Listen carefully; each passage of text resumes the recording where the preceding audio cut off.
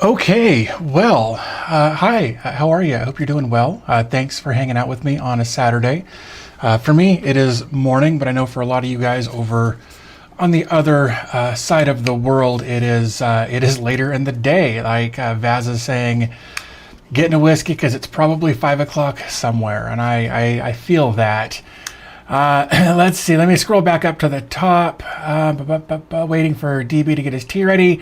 Yeah, no, that's at 11:30. That's when the kid has his lunch. Is at 11:30. That is officially tea time, as I found out last week.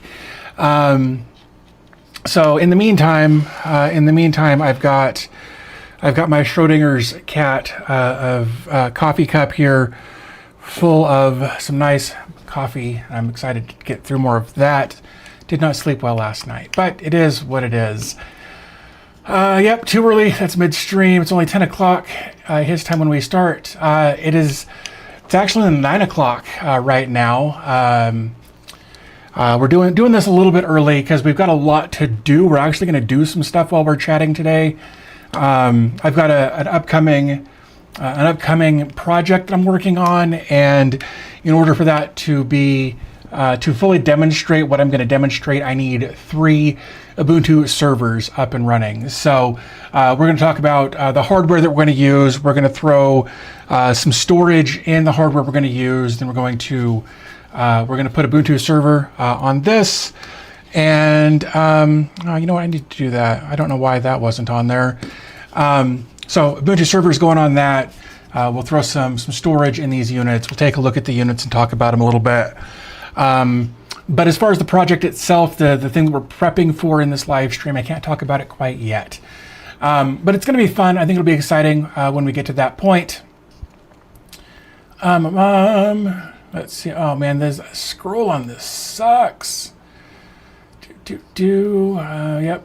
Still morning-ish. 11 o'clock a.m. East Coast, 4 p.m. over there. Close some tabs. My PC is basically frozen. Nice mug. Thanks. I've had it for years. Like, I think it's probably the mug that I've had the longest. So yeah, I'm a big fan, and it's big. Like, it's big, and I value a big coffee cup. And I like that it's square, because most people, when they first try to drink out of the flat spot, and it's hilarious. So, 7 or 5 o'clock in Belgium. Ceph cluster. There's a Ceph cluster sort of involved, but not. It is not the thing we're doing. Secret project intrigue. Now that's the point. Blitzcloud says hello. Thanks for joining. Colin says size matters. I agree. Aditya says welcome to DB Tech supporters. I'm guessing that means you became a member. Sorry, the chat here isn't super intuitive sometimes. So thank you for joining, becoming a member. I appreciate you. Needs to change its page layout for live streams. It puts input in chat on the hard to type in. Yeah. I think it just has to do with like the stream of consciousness flow, because the newest stuff is at the bottom and it would be weird to have it at the top, though I agree it's not ideal. Let's see, I'm back to Uni stuff. Now I can check some of the lives. That's awesome. Alejandro Garcia says, hi all. Well, good morning or afternoon or evening, wherever you happen to be. Thanks for stopping by. Roar Dog Media says, good morning, everyone. And Victor Roos says, I need to rebuild my Ceph cluster without the USB drives. Yeah. When I first started getting into Proxmox and that sort of thing, I had actually asked Tom Lawrence about using Ceph, and he's like, don't do it. For most people, Ceph just doesn't make sense. It's not practical. So I went ZFS, and it's been great. You say the doo-doo one more time. I'm going to follow up with Baby Shark. That's pretty funny. It adds the top left chat above. So, it shoves it down a little bit. That's weird. Karthik says, good morning, sir. Well, good morning to you. Siphon says, what up, DB? Well, thank you for joining. Appreciate you guys being here, hanging out. yeah, no, we're just kind of hanging out, kind of getting settled in at the moment.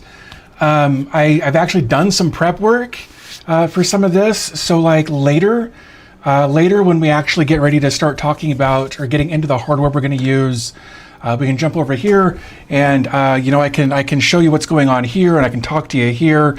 And for once, my audio won't shift because my microphone is here and not there. So super excited about all of that. Aditya says, hello from Indonesia. Well, hello. Thank you so much for joining. I love knowing that people from literally all over the world are watching. It's still kind of a surreal feeling for me to know that there's literally people all over the world watching. Crazy stuff in my brain. Colin says, that looks like a flash drive. And you are correct. This is a Kingston. It's a 1 terabyte. And it's a fidget toy for me. And it's such a bad fidget because it clicks, and I know it shows up in the audio. So I apologize for that, but it's a fidget, and I fidget a lot. So it says I have a 2-step cluster. One runs on the Pi with a USB stick, and one on a micro station with internal and external drives. But the most stable one is on the Pi. That surprises me. Captain Spudnik says, afternoon, buddy. How you doing this lovely day? Just for awareness, your audio is out of sync. That's true. It is, isn't it? Ever so slightly. That's really strange. Huh. Like I'm actually, and it's happening locally, which I find odd. Let me, sync is fine for you. Interesting. Because I'm seeing it a little bit off here. We'll keep an eye on it. So thank you for bringing that to my attention anyway.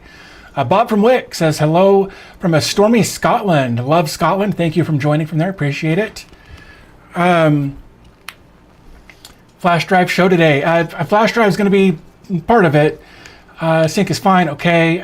Vaz says, by the way, DB Tech, do say hello to the rest of my team. I'm at work today finishing tech stuff on an auditorium. So at the moment, you're on a 300-inch projector screen. Holy crap. That's a lot. Thank you so much for sharing our community with your coworkers. Hopefully they enjoy what little stream or however much stream shows up there on there. But 300 inches is huge. That's what, 20 feet or something? 25 feet? Man, that's too many inches for me to count. I actually was chatting with a projector company here recently that had a short throw projector they wanted to send me that did like 4K and HDR and all that stuff, which I was super excited about. But the smallest setup they had was 100 inches, and I'd have to completely rearrange my house to make it work. And I just couldn't do it. So, yeah. So anyway, no, that's cool. I appreciate knowing that I'm on a huge screen like that. That's hilarious. Very slightly just noticed it. Yeah, it seems to have caught back up. Like I'm looking at myself locally. Must have been a hiccup on my end, because I was noticing it. I was noticing it locally on my streaming software, not even on the playback. So, let's see. Borg Swarm says, "What up, DB Tech and peeps? Happy Saturday. Well, glad to have you here." Thomas W says, "Wow, 1 terabyte drive. I remember when 16 gigs was the norm, right?" Man, I wish I had brought it out here. Maybe I've got one. Hold on. They're all in the house. But anyway, like I've actually got some, I can't remember who they're made by, that are about this size that are like 256 gigs. Blows my mind. But the nice folks at Kingston sent me this when they sent me some other storage a while back, and I really appreciated it. And it's come in handy several times. Please create a video on multiple server automation installations for data centers. I'm not a data center guy, so I don't know that I'd be really good at that, but we'll see what happens. We'll see, maybe something will come up where we can take a look at that. Victor Roos says, hello from Romania. Holy crap. Well, thank you for joining from Romania. Sven says, hello. Glad to have you here again, sir. The direct camera is out of sync with the audio. The other one that shows you from below is fine. Interesting. Well, we'll see what happens. I think as I toggle back and forth, things might come in and out of sync a little bit. It shouldn't, but it might, and I apologize Hopefully that doesn't become the big issue of the stream. So Garrett says, hopefully I got that right. Says, greetings from Amsterdam. That's crazy. Thank you so much for joining. Karthik, please don't double post. I will get to your comment when I get to it. For building a lot of servers and ensuring they're all configured the same way with the basic setup, I built a shell script and load that via Git. Yeah, that's probably the best way to do it. Those tiny ones are like SanDisk. I had a couple. Yeah, that might be it. I don't remember. But yeah, no, they've come in handy several times.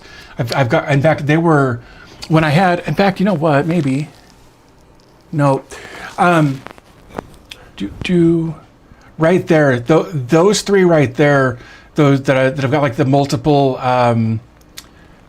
network attachments there. That was my high availability cluster for Proxmox at one point, and my boot drive was those tiny little like 64 gig USBs, and it worked flawlessly. No issues at all with that. That looks like a keyboard dongle than a flash drive. Yeah, no, it's huge. Oh, sorry, you meant this. This actually is a keyboard dongle, but the SanDisk. Let me see if I can find them. SanDisk Mini. Tiny USB drive, just because I want to show you these. Yeah, that's the one. Yeah, like they're actually so small that it behooves you to put them on the included lanyard. That's weird. I don't know what that is, but yeah, they're super tiny, and this one's like 64 gigs for $11. So that's awesome. So yeah, that's what I was talking about. Hello from Greece. Well, thank you so much. I'm not even going to try to pronounce your name. I barely speak English most days, so I've got no idea what that says, so I apologize. Nelson from Mexico says, hi. Well, thank you for joining. I have NetBoot XYZ, no thumb drive needed. It works great for me. I've actually considered doing a NetBoot thing, but the reality is I rarely ever have to install an operating system. Like all my stuff is set up. And they just work like everything that's running on my home lab. My VMs are I've got VMs and LXCs, and they're all kind of up and running, and my computers, like I don't install enough stuff to really set up NetBoot. But I thought about it because I thought it would be fun, and I still might just to see how it works. But it just wouldn't be a good use of my resources to have one of those servers set up. Yeah, you need the lanyard not to lose the drive. Yeah, no, they're so small. I've actually got a little 3D printed, I don't have one out here, but I've got a little 3D printed tray that stores like SD cards, micro SD cards, USB drives, and NVMe drives in just a nice little package. And I keep them stored in there so I don't lose them. So that's my plan of attack for that. But I gave my father-in-law one of those drives to take some stuff home with him when he came to visit a while back, a few weeks ago. And I found a lanyard for him because it's so small and he's 71, and it was just better. It was just better to put him on, put that on a lanyard so that he could make sure not to lose. What is that? So he could make sure not to lose the USB drive I gave him. So, right. So I would find Ventoy to be useful. Again, I don't install enough stuff for Ventoy to be useful for me. I've used something like Ventoy in the past. I think in a live stream recently, we took a look at something that kind of predates Ventoy, where it was it looks like a credit card reader kind of, but it stores an SSD in it, and you can store ISOs on that and boot from it. It's way overly complicated when you compare it to Ventoy. So yeah, it's been stored in a drawer. I think I used it twice because I just don't install enough stuff to make it worth my time to have a dedicated unit for that. So I tell you what, let's take a look at some hardware real quick. The hardware that we're going to use for this upcoming project. We'll take a look at that here in just a second, and we'll start swapping out. Oh, you know what? Oh no. maybe. It occurred to me that I didn't bring a... Oh, you know what? I've got one right here. All good. I thought I'd forgotten a screwdriver. I was going to be really sad with myself. I just grabbed a 2280 NVMe stick in an enclosure and stuck Ventoy on that as well. Yeah, no, that's if you're doing a lot of installs, totally makes sense. Ben, I'm just going to call you Ben, because if I call you anything more than that, I will screw it up, and I don't want to be offensive. Ben from Indonesia says it's 10 p.m. here. That's, wow, your day is, you are 13 hours ahead of me, basically. That's crazy. Screwdriver sounds delightful right now, bro. That's no joke. I don't have any vodka left because I put it all in the horseradish thing we talked about over on Discord a while back. Still got plenty of that though. It's brutal, and the longer it sits, the more potent it gets somehow. I need to get through it. It's getting crazy over there. So yeah, let's here's what I'm gonna do. Here, okay. So we're gonna take a look at the hardware just real quick here. Where is this? This is that. There we go. Okay. This is a mini PC, and there are a lot like it. And I've reviewed sorry, you're right here. You're not over there anymore. You're right here. I've reviewed a lot of little mini PCs. This one is from B-Link. This doesn't say what it is on it anywhere. That is so not helpful. Oh yeah, it does. It's the SEI 13 Pro. It actually says it right there. That's where it says it.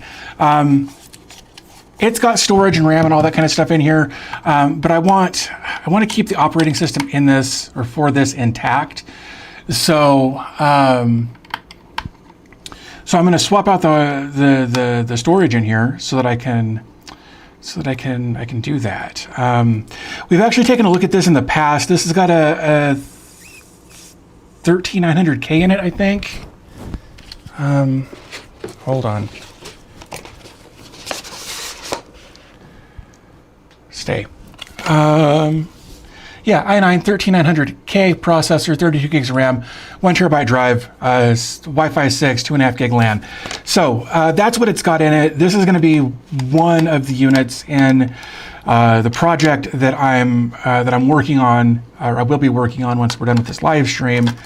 So we're going to take this apart. I was messing with this the other day. This one's actually pretty cool because it's got the speakers built into it that sound really good. The problem is that I wasn't paying attention when I took this apart recently to dig around in it to look at something, and I broke it. I broke the cable. Oh, this cable right here. I broke that. That's for this DAC, this amplifier, the speakers, this whole unit right here. I broke it, and it makes me sad that I broke it because these speakers sounded really, really good. I'm gonna bring this over here so I can see you guys better.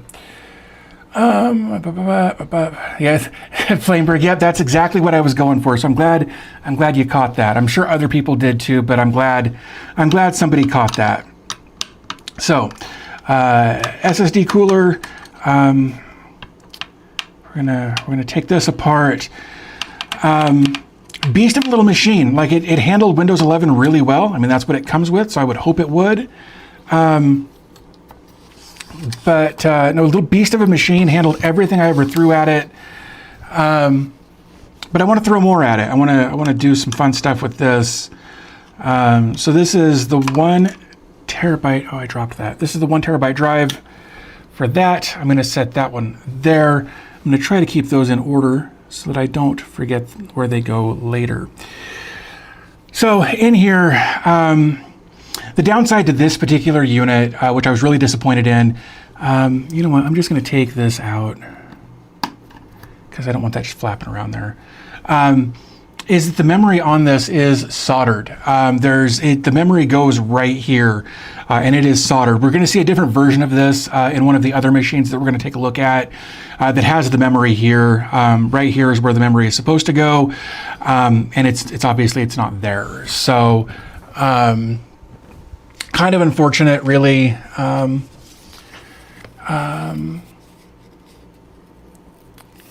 The mat looks good, loose screws on. I've actually thought about recently getting a different mat, because this one's so dark, and I don't mind the darkness. Really, that was dumb. But that is a big issue that I run into periodically, is losing screws. I usually try to do better about keeping them all more together, but I failed. We didn't talk about this. So we're going to have a 256 gig boot drive. This is all from Team Group. I bought these. They didn't sponsor this. So these are Gen 3x4. I could have gone 4x4, but I'm cheap, and these are going to be servers, so they don't need to be super fast in that regard. So Gen 3x4 boot drive is going to be 256 gig. Storage drive, again, same overall specs, other than it's 1 terabyte instead of just 256. So yeah, we're going to get that plugged into there, like so. And then hopefully that's the right screw. Let's see, get out the soldering tool. Yeah, that's exactly what I want to do, is solder RAM into a PC. Like, my soldering game is not that good. Like, I do okay with little things here and there, but I am not. I keep looking over there. I am not in any position to be trying a project like that, as much as fun as that seems like it might be. Let's see if I can get this open. There we go. I don't like this kind of packaging. It's nothing against Team Group. A lot of companies do it this way. I just don't like it. These blister pack things are weird. They're inconvenient to get into. Again, 1 terabyte here or there, whatever, going in. That's gonna be our storage. Both of the slots in here are PCI 4x4. So again, I could have gone with a newer generation on the drives, but I'm cheap, and it's not going to make that big of a difference in the grand scheme of things as far as speed is concerned for what we're doing here. Oh, I was afraid that, well, no, it might be all right. Interesting. I just built a mini PC configuration for my wife the other day. It's got a Ryzen 9 6900X in it with 32 gigs of RAM. It's got we're going to swap out the OS drive here soon. But it's, oh damn, I was afraid I was going to do that. Oh, did it really fall in? Oh no, it didn't. It landed in my hand. I just couldn't feel it.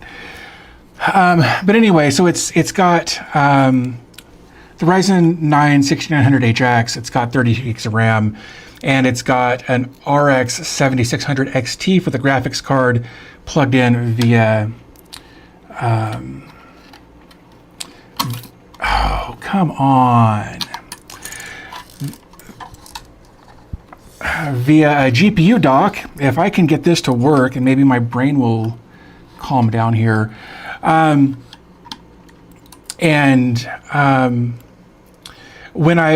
reason I bring that up is because when I was putting in her storage drive, I had it's a 4 terabyte Kingston drive, actually. Okay. I cannot get that to go in there, and this screwdriver isn't magnetic or something. Man, never struggled so hard to get a single screw in. That's insane. I really wish this was magnetic. I have one that is somewhere. Come on, you go there. Nice and easy. Little turn, little turn, little turn. Okay, hey, there we go. Huh.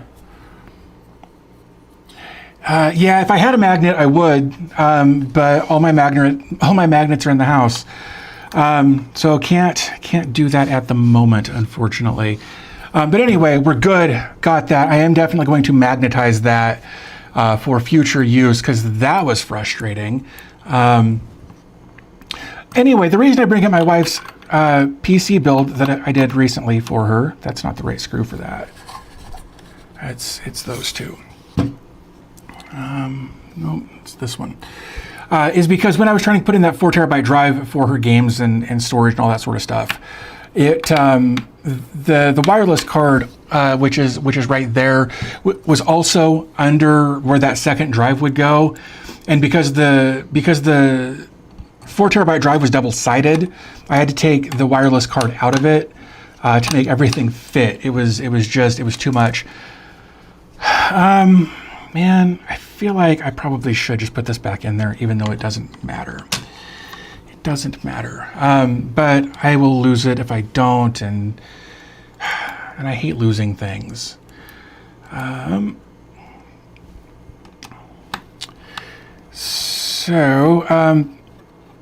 So that's that. That's as far as this goes. We're gonna throw the bottom on it here in just a second and call it a day. And then we're gonna take a look at 2 other mini PCs that were sent to me that I actually haven't reviewed yet, and I kind of feel like a jerk for that because they're great companies. They've been great to work with in the past.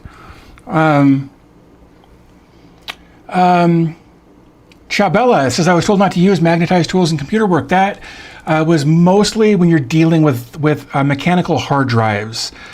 Screwdrivers, magnetic screwdrivers in those cases could, in theory, have an impact on those drives. But since we're not dealing with any magnetic storage here, that's what hard drives are. If you're not familiar, it's magnetic. It doesn't matter.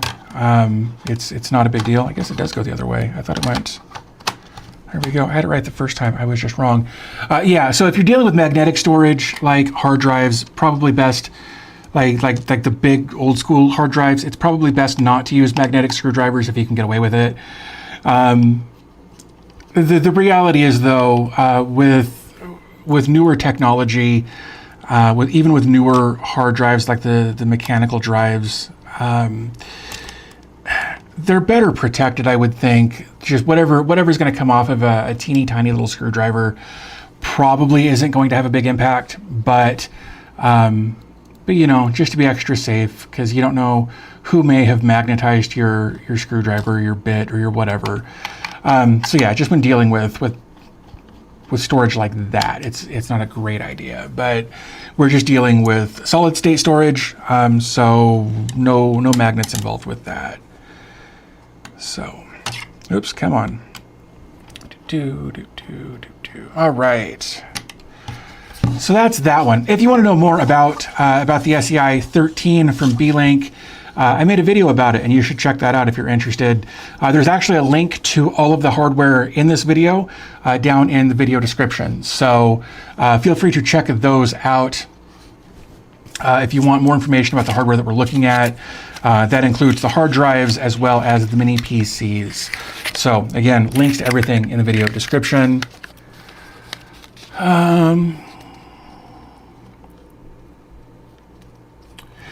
And that's kind of that's kind of what I was thinking, Vaz. Unless you're using, yeah, you should be fine. Let's see. I've been using magnetic tools for years. The iFixit toolkits are amazing and made for working on computers and other electronics. Yeah. Trash pile. All right. So, yeah. So that's the B-Link SEI 13. Is it? I don't know if it actually says anything more than that. It really doesn't. Well, there we go. So we're going to set this aside just so I can move on to the next couple of devices. This one is. Hold on. I got my boxes all out of order over here. Okay, so this is the Trig key. Key I or key 1? Does it say? It just says like key I or something right there. Navy blue, again, same processor, same specs across the board. So when we take this apart, it's going to look real similar, because it is. It's basically the exact same specs as the one we just took a look at. However, there are a couple of differences here, both pros and cons of this device versus the B-Link, and we'll take a look at that real quick. What model did you say the first one? The first one was the B-Link SEI 13 from B-Link. Again, it's all in the video description. CGA says, good evening from Sweden. Well, thank you for hanging out today, this evening, I suppose. Glad to have you here. Now we're getting trig key with it. You are such a dad. That is such a dad joke. So yeah, this is the inside of this one. And again, looks similar. I actually really like that it's got a fan on the bottom. So we replaced the speakers with a fan. Now I gotta figure out how to get this all apart.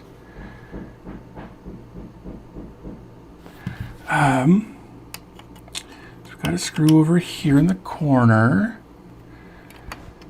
Man, I wish that was magnetic. Actually had a pair of tweezers.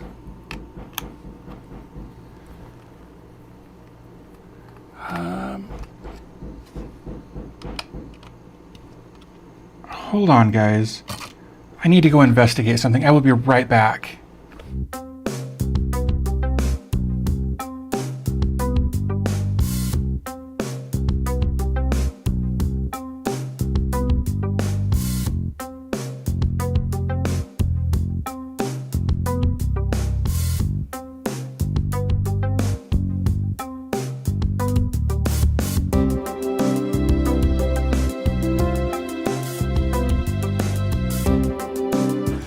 Oops, okay, we're good.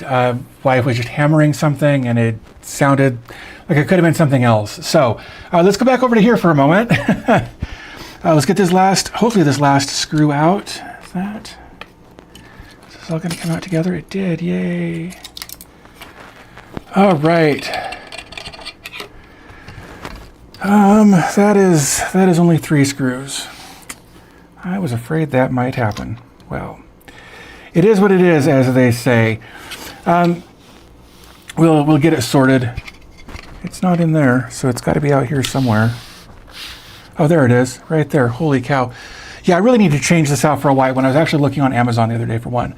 So what we're going to notice here is, in fact, if we spin it this way, right? We had a thing here in the other one, right?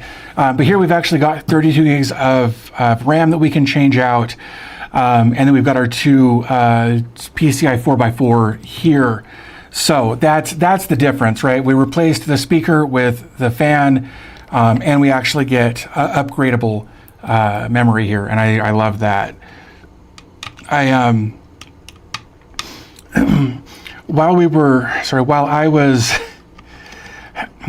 recently, I downgraded, put that one right there.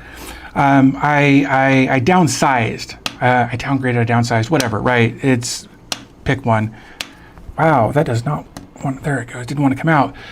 I downsized my home lab. I'm actually working on some content about that as well, because what's the point of doing anything these days if you can't monetize it? So I downsized into my ZimaCube, got it up and running, everything's great, and my RAM is basically maxed out. It's got 32 gigs of RAM in it, and I'd like to bump it to 64, and then I realized I had a 64 gig kit. This was actually yesterday evening when all this happened. As far as this story that I'm telling here, I decided I was going to just drop this 64 gig kit in that I had of DDR5. I caught it that time, and I know what my problem is. I'm ham fisting this. I'm going way too aggressive here. Right? Let's put this in there very gently. Oh, hold on. So anyway, let me see if I can find these tweezers. I cannot. They were supposed to be right there. Whatever. So I threw the 64 gig kit of DDR5 RAM into my ZimaCube, and it wouldn't go. It wouldn't boot. And that was unfortunate. Like, I really needed that server to boot because it's got all of my public-facing stuff on it. It's got, it's got my Plex server on it that the kid loves. Damn it. Hold on. Let me see. Is this? Man, at this point, it's going to be worth going into getting a different screwdriver. Give me a second, guys. I apologize.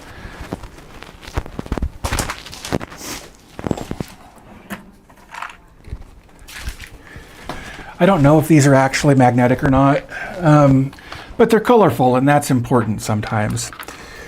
Oh, it's magnetic. That's brilliant. Okay, problem solved. So I decided to put in the 64 gig kit of DDR5 into the ZimaCube because it'll support up to 64 gigs of RAM based on the specs listed on the ZimaCube website. So I put the RAM in there. It won't boot. I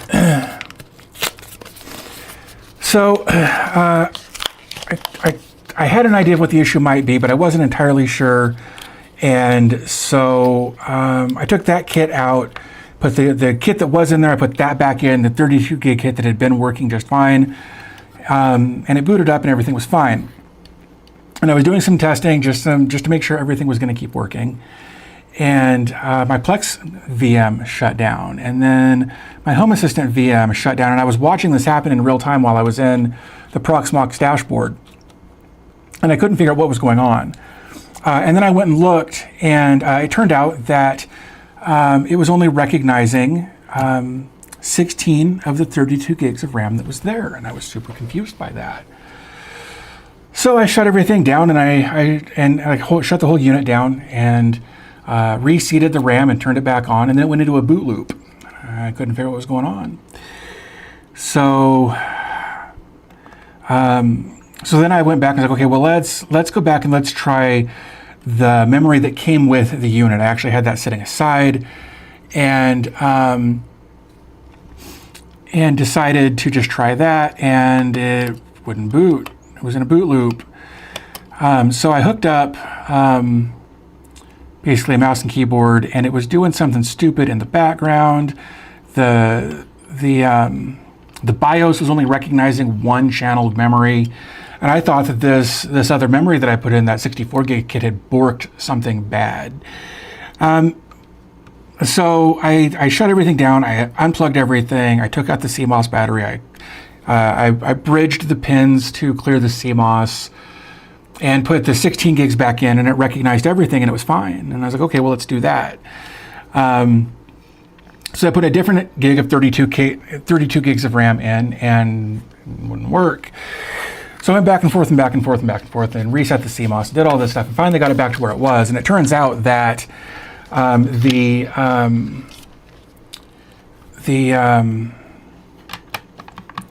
ZimaCube doesn't like 5600 megahertz RAM.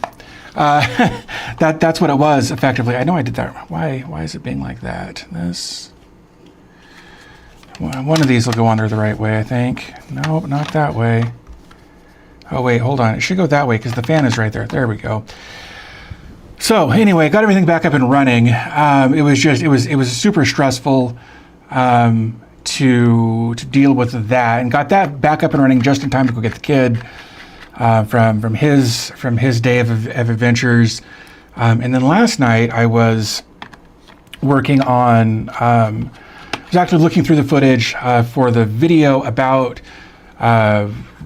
downsizing my home lab, and realized how gross my rack had become with just dust and dirt, and one of the neighborhood cats had come into the garage while the door was open and sprayed, and it was just disgusting.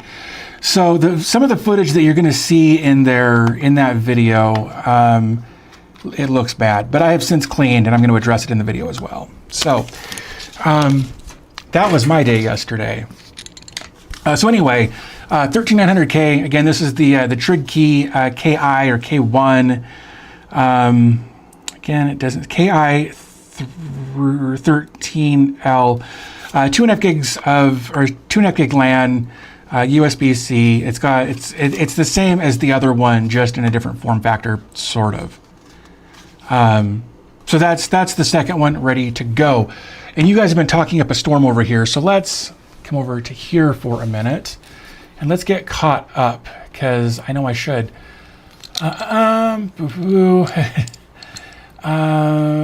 Mirandi says, hello Dave, hello chat, hope I'm not late. Just kind of hanging out and getting some stuff done. Right now we're swapping out storage on some mini PCs, and then we're going to install We're going to install Ubuntu Server on them here in a little bit.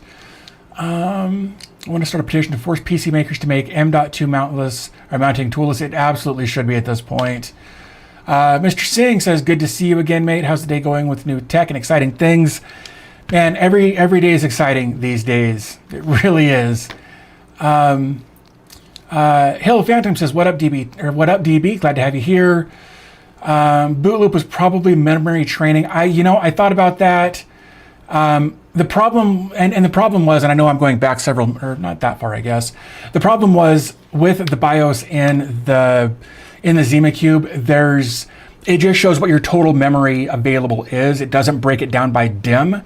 It's a very dumb BIOS. It's meant to be dumb, and I don't mean dumb in a derogatory way. It's just, it's a very simple BIOS that gives you nothing to work with. And I thought maybe that was the issue, but it would do that a couple of times and then it would just freeze and it wouldn't do anything and it wouldn't throw anything up on the screen. It wasn't doing anything, and that was super frustrating. I fought with memory retraining when I built my new daily driver desktop, ended up returning the kit of RAM I got from a different brand. Yeah, and the thing about it was the RAM that I was using, I actually double checked in the system that we're live streaming on right now. It's how I knew it was a full 64 gigs rather than a 32 gig kit like I thought it might be. So, hey, walking around with the dirty rack, absolutely. Emilio says, cannot wait for the 10 gig and these mini PCs to become standard, right? Yeah, I'm thrilled that we're finally up to 2.5 gig. I've seen a few that have got 5. I've seen a couple, I think, that have got 10. Minis Forum is starting to popularize that a little bit. But I think we're still going to be a little ways out because a lot of the people who are using these mini PCs are just doing basic internet browsing and that sort of thing. Whereas like Minis Forum knows their market, like their products are built for their market more than a general, mini PC might be.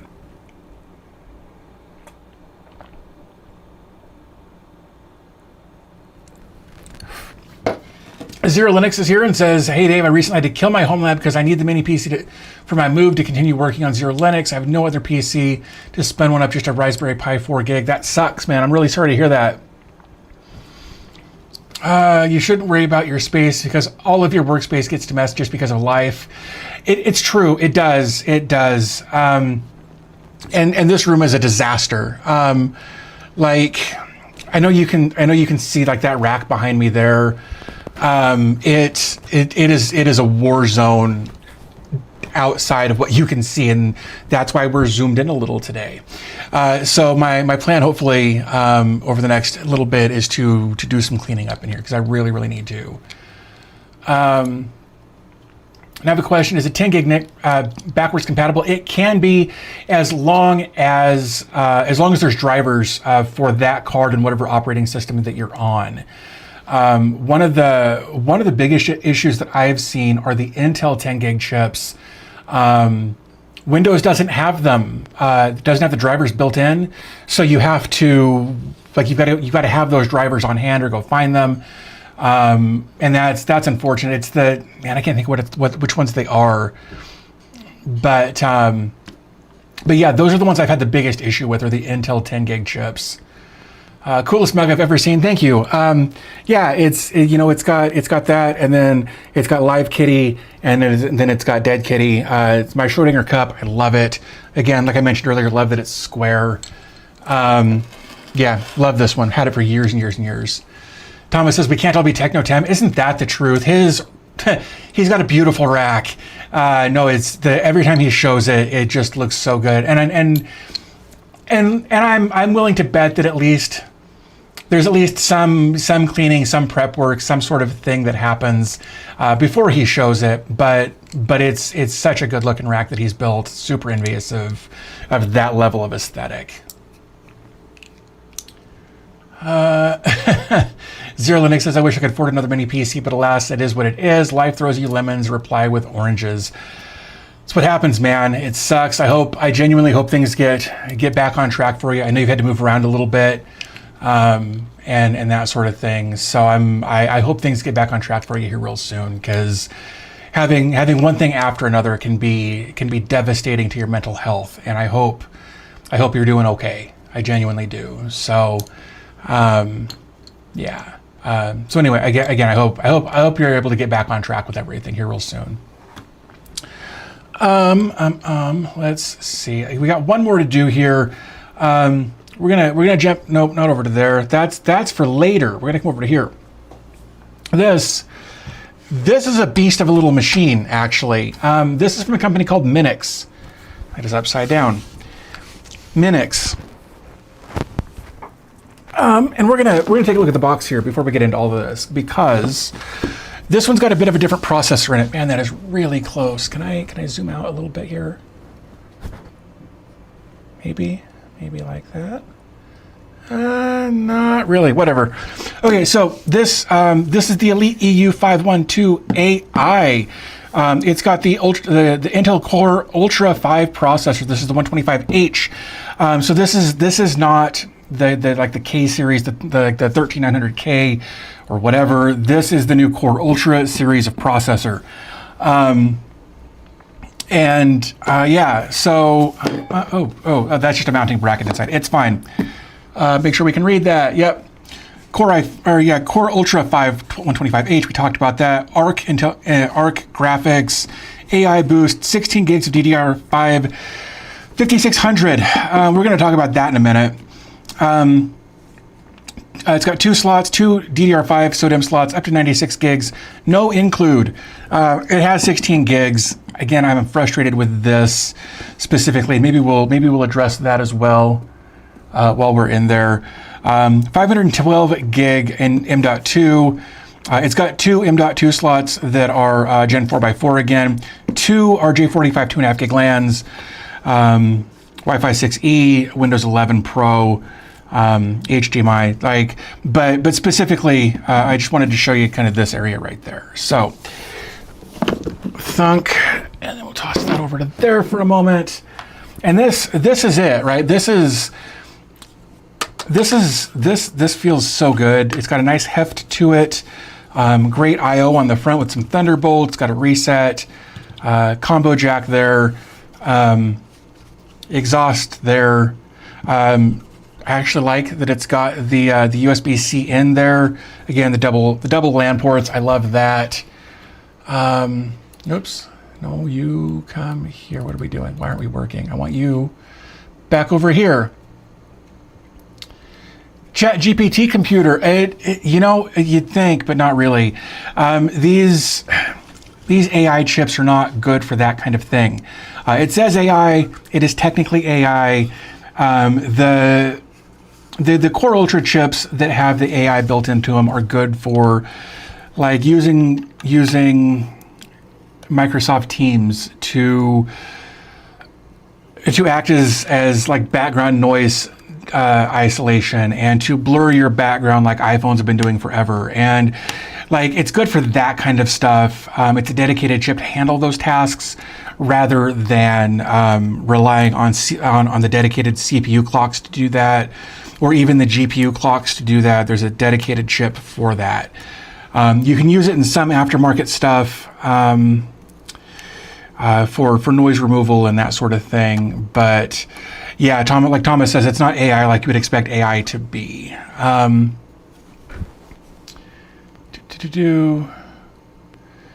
He has a studio. He has nobody live like that. Sweet mental health. I'm going to get back. I lost that somewhere, dude. It happens, and I hope you are able to get back on that, man.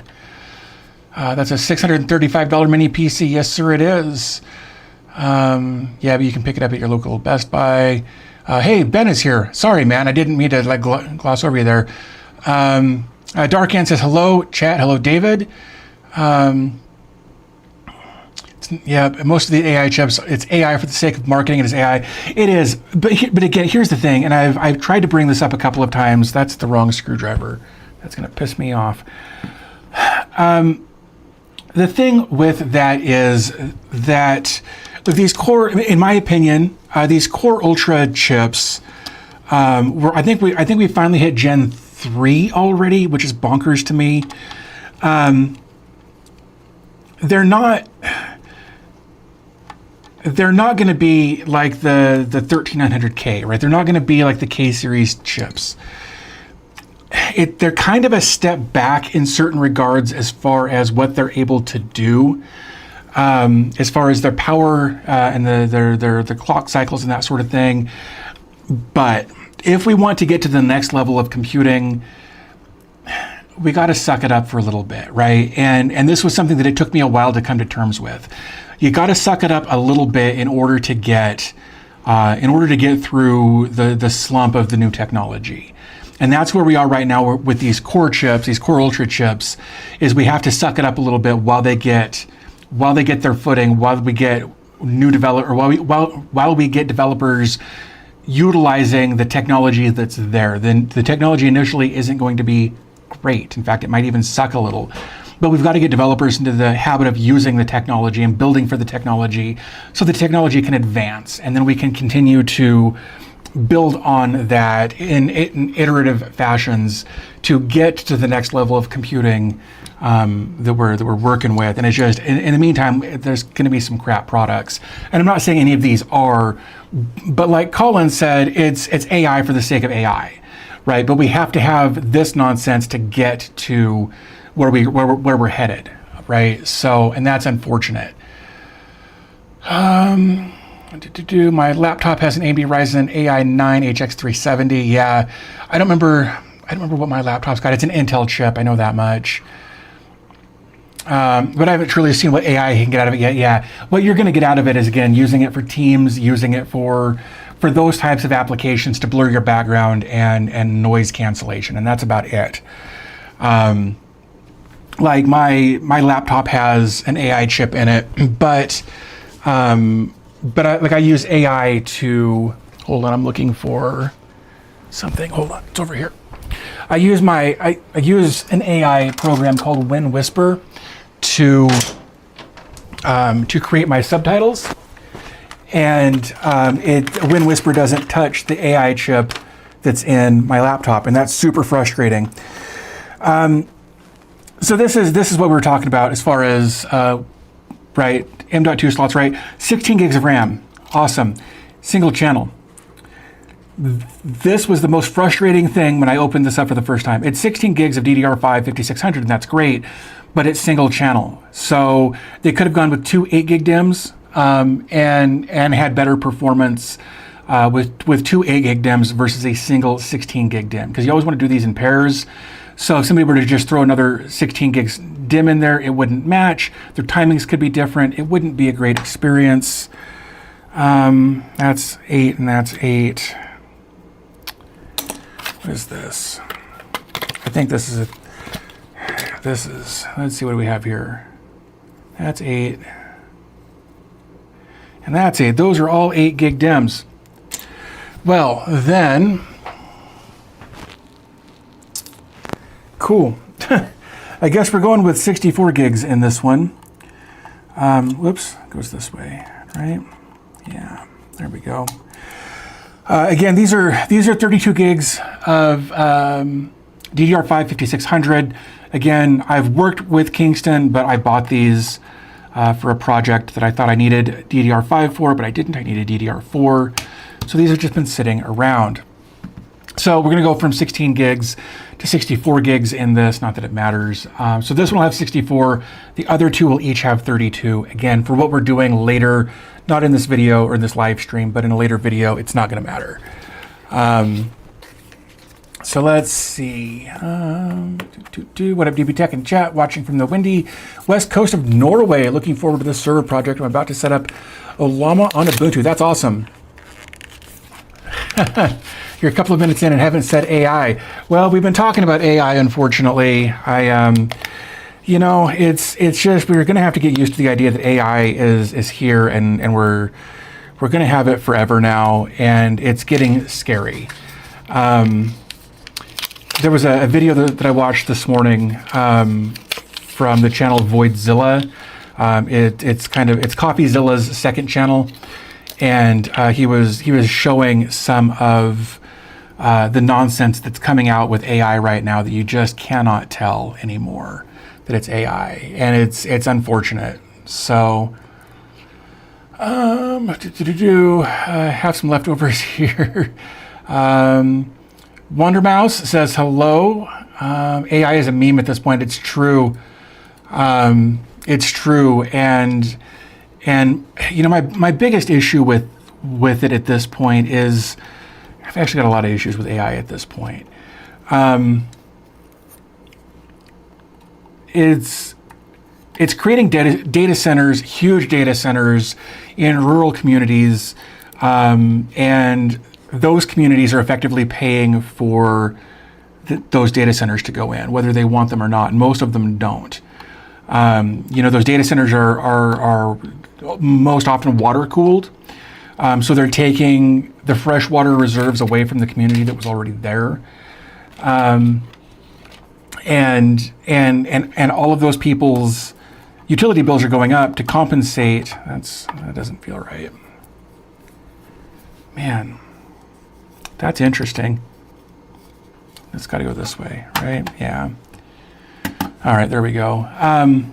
It doesn't look right though. Everything looks like it's off just a little bit. Doesn't make sense. Does it go this way? Nope, doesn't. What in the hell, man? I feel like I don't. Okay, I am super friggin' confused here. I feel like it should go this way, but that's gonna do that because it's offset, so it should go this way. But the screw holes are off ever so slightly. I will make it work. It's good enough. So anyway, these small towns are effectively being priced out of their own homes because they're being asked to pay utility bills that they didn't ask for, because these data centers are coming in and getting tax breaks, huge tax breaks, for bringing industry to the area. But the problem is that a lot of those data centers are being controlled remotely, and they might have 10 or 15 people working in them, and it's not, it's a 100,000 square foot facility that has like 15 people managing it or working there. So these people are having these huge data centers that are creating noise, they're creating energy waste, they're creating all of these issues, and that sucks. It sucks for the people who are there that have to deal with it. So that's one of my biggest gripes about it, and people are obviously going to be using it for the wrong reasons. So yeah, that's not it. There we go. So yeah, like I said, I use the AI that I use is mostly at home, like with WinWhisper. Like I'll do a little bit of stuff here and there to have AI help me flesh out an idea for a script or fix an area of a script that I just can't get. I basically just can't get over myself effectively. No, you go up there. No, you go full screen. There we go. And it's super unfortunate that so many data centers are going in against the will of the people who are in those areas. Do you reckon the SSD needs a heat sink? I use an N100 for my firewall, and dang, the thing runs hot. It's funny, as I was putting the lid back on there, that was one of the things I was wondering. And with they're right here, right? The SSDs are right, or the NVMe's, whatever, right under there. So putting a heatsink right there there needs to be a fan right there is what it needs. But it is what it is, as we've said. Not going to be running any LLM stuff on it. AI data center support are going to be the problem. Yeah. Like, why do I need an AI enabled refrigerator, right? Why do you need to get ads on your refrigerator?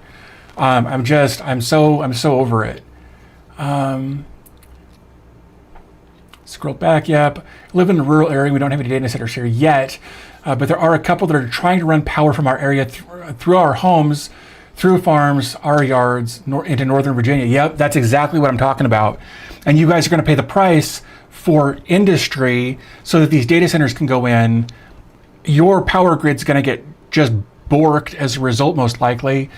And then your rates are going to go up again so that your local utility company can rebuild the infrastructure.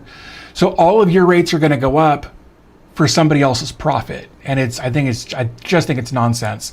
I think these companies that are coming in and putting in these data centers with these really high power requirements should be responsible for upgrading the infrastructure that they're about to take over.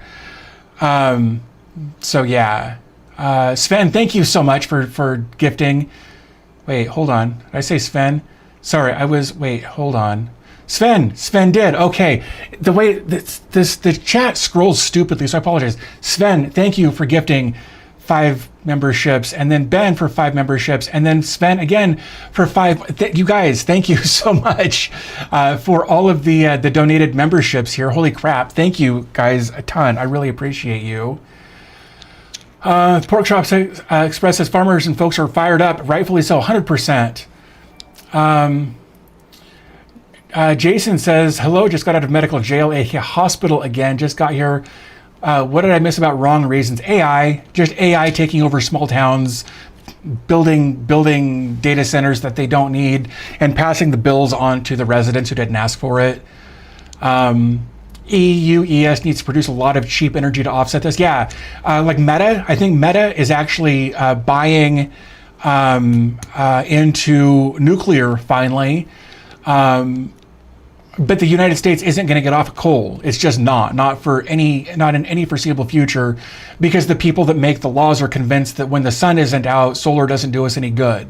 And if the wind's not blowing, the cancer-causing windmills aren't doing any good because they don't understand batteries. And it's unfortunate. So again, thank you, Ben, for that, and Sven, thank you for those donations. Steven says, I'm from Ireland, and 2024 data centers use 22% of all electricity. I believe that. And that's crazy. Jason says, why does the dishwasher need Wi-Fi to work? Did you hear about that? Yeah. Jeff Geerling made a couple of videos about it, I think, about that nonsense. And I would be furious. Like, I just replaced my dishwasher a few months ago. And it was 20 minutes in and out. And I pushed the button and it went. I don't think things like refrigerators, dishwashers, stoves, toasters, I don't think any of those things need AI or internet connections. Like, if you want to put them on Zigbee so they can all communicate with each other, or Z-Wave or Matter, rock on. But to require an internet connection to get all the functionality, those people can kick rocks. Stephen Holmes sent 1 gift membership. Thank you so much, Stephen. I appreciate you for doing that. Flameberg says, people protest solar and wind farms here and the battery facilities near me in Cork County, and then complain the energy is expensive, right? Like, if you want the renewable sun energy and wind energy to be sustainable, you have to build batteries. The problem with batteries, though, is the chemicals that are required to build the current generation of batteries is causing a lot of issues in third world countries, where those minerals and that sort of thing are being mined by effectively slave labor, and it sucks.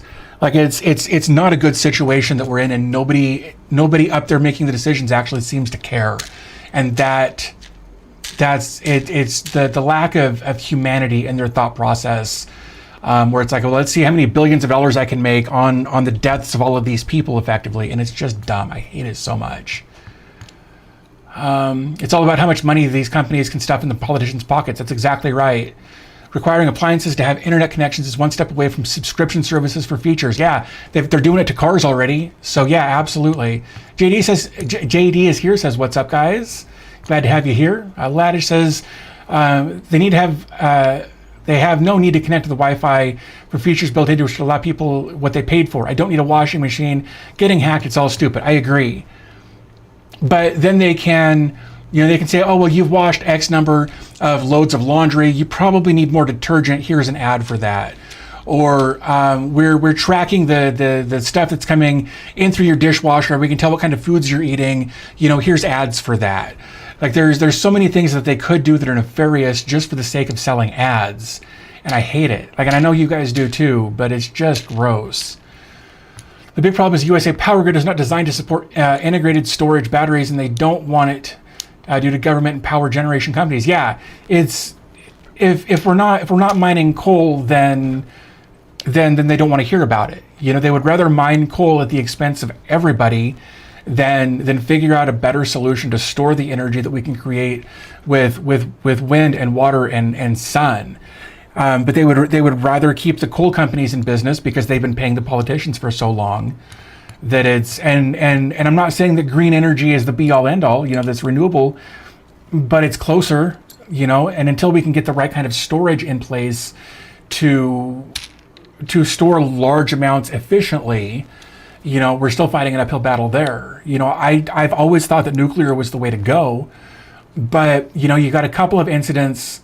One, I think there was one here in the States and Chernobyl were two big incidents. And everybody's like, oh, well, nuclear is the most dangerous thing in the world, so we're never going to do that. Again, I'm glad Meta is finally doing something with nuclear, but I really think nuclear is the way to go. It's more efficient. You can generate not quite unlimited power, but you can generate a lot more power for less money. And it's bonkers to me that people are just like, oh no, coal's the only way we can do this. Coal's the only solution. No, coal is what's paying you to say that. Ben says, I'm running solar right now, exporting 4.1 kilowatts to the grid at the moment. Dude, that's amazing. I would love to have solar here on the house, but I rent, so I'm not doing that. But there are patents for that already. Yeah, same as Volkswagen, BMW have software as a service subscriptions for heated seats, $5 a month for your fridge to go below X degrees. Yeah, absolutely. They're going to do that kind of thing. And it makes me really glad that all of my appliances are dumb. New nuclear designs that are self-extinguishing have been around for decades. Exactly. Nuclear is the only power system that makes sense for industrial generation. That is, yeah, nuclear is more environmentally friendly compared to how much energy it produces. Thank you. You guys seem to get it, and I appreciate you for that. It's definitely one of those things that, like, you know, you can have a couple of incidents that will change the world forever as far as the level of safety that we will put in place. But then you have these huge catastrophic things happening all of the time, and we get we're sorry videos from these companies that destroyed half the planet, and it doesn't make sense that we're allowing these kinds of things to continue to happen. It just blows my mind. So yep, nuclear is the least deadly form of energy. Yeah, absolutely. Let's jump over to here. We'll keep chatting. We're going to get Ubuntu 24.04.3. I know 25 is out. I know the 2504 is LTS. Man, hold on. Release notes. Do we know? It's not going to make a huge amount of difference, I don't think. Do we know how long? No, that's fine. Do we know how long we're going to get support for this? 10 years. 2404 will be securely maintained for 5 years until May of 2029. I think 2404 will be perfectly acceptable for what we're doing right here. Download 2404. We're going to do that. No, I don't care about your that. There we go. Ben, thank you so much for hanging out. Appreciate you stopping by and saying hi. Let's see. Yeah, Ben, you got that joke too, that we're sorry. That's great. Microsoft is fighting on 3 Mile Island for a reason. Yeah, I can't imagine.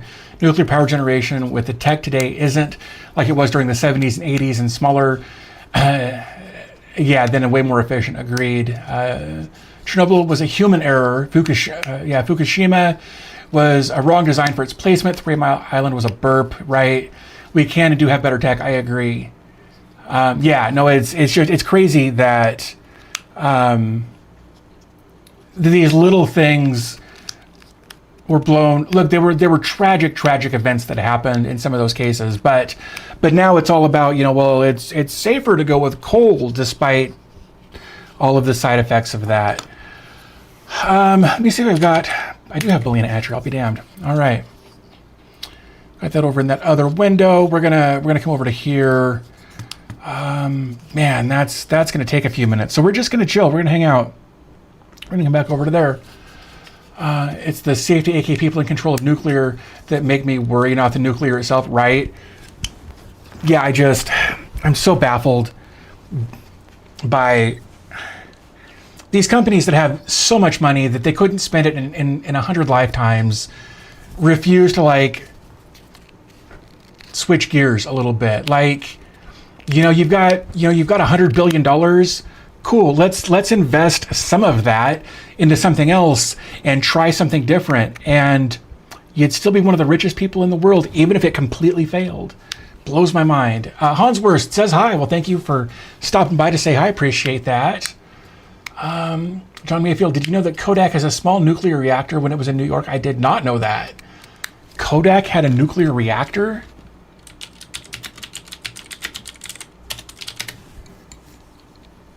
Oh yeah, I didn't spell it right. They really did. Wow, that's cool. I didn't know that. Once operated a small unpublicized nuclear reactor called the Californium Neutron Flux Multiplier at its Rochester, New York headquarters for industrial research purposes. Housed in an underground labyrinth and shielded by concrete and earth, the refrigerator-sized device used 3.5 pounds of highly enriched uranium to produce neutrons for testing chemicals and film purity. Wow. Although it carried no risk of explosion and no leaks, authorities removed the uranium in 2007 for security reasons, with federal oversight and armed guards overseeing the dismantling of the device. No, I had no idea. That's bonkers.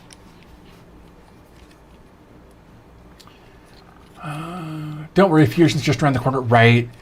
I'm all for nuclear power plants, but it's hard to argue that they won't be targeted during a war. That's true. I agree. But you know, like if I step out in my backyard, I can see NORAD, right? Like, if something's going to get hit, NORAD could be one of those places. So, you know, it's just, I guess I've just gotten comfortable with the idea of being in the path of a huge target. And I've lived in this vicinity for almost 18 years next month. Holy crap. That's bonkers that I've been here that long. More profitable to keep it as it is. That's right, it is.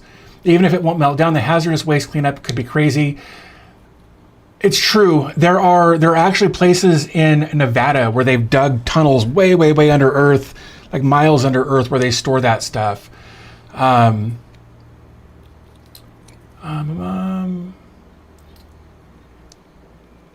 does Oracle offer a feature with 24 gigs of RAM? That's a good question.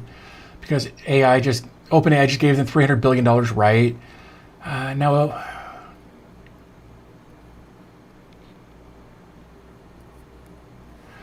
Now with this, why choose Ubuntu Server versus just a straight Debian server, even if they're basically the same? That's a good question. The project that I am getting these prepped for requires Ubuntu Server, and when I get that video ready, you'll know why. That's all I can say about it at this point.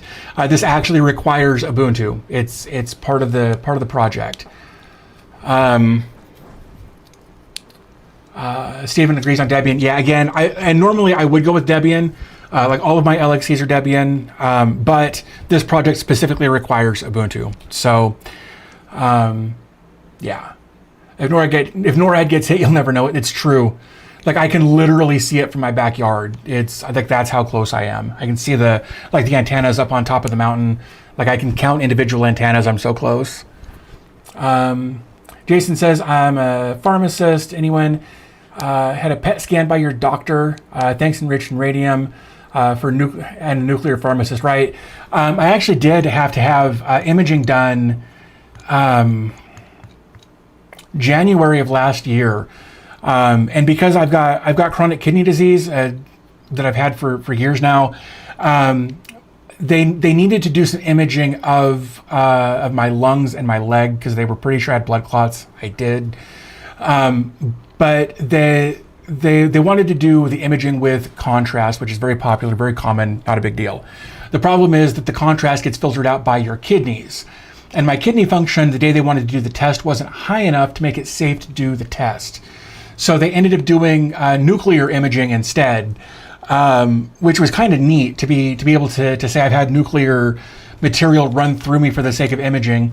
In the end, it was a complete waste of everybody's time and money because it didn't show us anything. And 2 days later, my kidney function was back up high enough to do the regular imaging that we needed, and found out that I was this close to dying because I had bilateral pulmonary embolisms and DVT in my left leg. So blood clots everywhere. So yeah. So no, the nuclear thing was kind of neat. It really was. But for me, it didn't do anything. It didn't actually show what we were looking for. You know about Kagi? Kagi? Premium search engine. I think I've heard of it, but I haven't actually used it. Jason says, I was living in Vegas when they started building the nuclear waste facility. That's cool. I mean, I guess. Again, it's way down deep. It shouldn't affect anybody. Shouldn't, of course. Jodl says, I installed Ubuntu Server on my GMK Tech K Plus mini PC and loving it. That's awesome. Thomas says, I worked for a company that disposed old nuclear material, and I can tell you that most, if not all, college campuses had nuclear reactors on their, for their nuclear science department. That makes sense. Just running my entire setup as Docker containers. That's basically what I do. Even my LXCs are just Debian LXCs that I installed Docker on. I run my applications in that. I've got 3 VMs. One of them is a Proxmox community script VM. The other 2 are Ubuntu VMs that I have that I've got Docker installed on for different reasons. So Vaz says, please stop teasing us. The suspense is killing. What's the new project? I genuinely can't talk about it yet. I apologize for that. Oh, thank you so much. Thank you. Yeah. Yeah, I really needed that. The coffee was building up and that broke it down. I genuinely wish I could talk about it, but I can't because I haven't gotten far enough into it to be able to be completely knowledgeable on what I'm talking about just yet. I worked on it a little bit last year with the company, but yeah.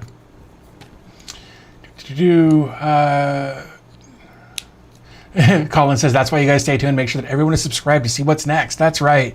You should, Collins, you should start your own YouTube channel. I think you'd be really good at that. Be on my edge of my seat waiting for it. Oh, that's fine. Corey Man says, hello, everyone. Well, thank you so much for joining. I hate the scroll on this. Thinking getting a mini PC to Proxmox on it, Home Assistant, few smaller utilities. I'd say go for it, man. I know what I've got here is ridiculous, right? Like if I'm gonna switch over to this right now. Phone, that's $1,500 for those mini PCs. That's $1,500, give or take. It's dumb. But any one of these would be a great server for basically any kind of home lab. As long as you're not doing any kind of remote transcoding. If you've got a CPU that will do Intel QuickSync video, you're probably good to go. Be careful about going into U.S. airports after having nuclear imaging. They'll have people talk to you is all I can say. Yeah, at this point it's been more than a year and a half since that was done. So when I say January, I actually meant January of 24. So yeah, tea time. Love tea time. Tea time is one of my favorite parts of the day. Most of NORAD is used for the Space Force. They moved their strike command to Whiteman AFB. I can't tell you how I know. That's fair. And the disposal site is at Clive, Utah, in the Crystal Mountains in Nevada. Yep. I think we're about to lose space control or something. I guess that's moving back east if it hasn't already. Let's see, right now running an old Dell and it probably needs its own small nuclear reactor to power it. Yeah, some of those are super inefficient. Anything newer than like 8th gen, you're probably fine. But if it's older than 8th gen, it's not going to be nearly as efficient as you would want it to be. Come on, don't do that to me. There we go. I co-wrote a book on Chernobyl. When my friends wrote it, I did a lot of the field research and interviews. That's cool. 10 trips to the exclusion zone, 50 hours of interviews. Dude, that would be awesome. That sounds like a lot of fun. The problem was they were shipping it by train. Yeah, and a lot of people didn't like that part about having that nuclear stuff going through. They actually, if I remember right, tested, used a Geiger counter like really close up to it, and the amount of radiation that was coming off of it was very, very small. I understand that still puts some people at risk for different reasons, but it was kind of a cost-benefit analysis kind of thing. So, the amount that was coming off, it was like less than you get during an X-ray, if I remember right. Corey Man says, I just got my hand on 8 nodes building a Proxmox cluster, each node 1 terabyte of RAM, 56 cores, 40 terabytes of NVMe. Should Ceph be good enough for storage?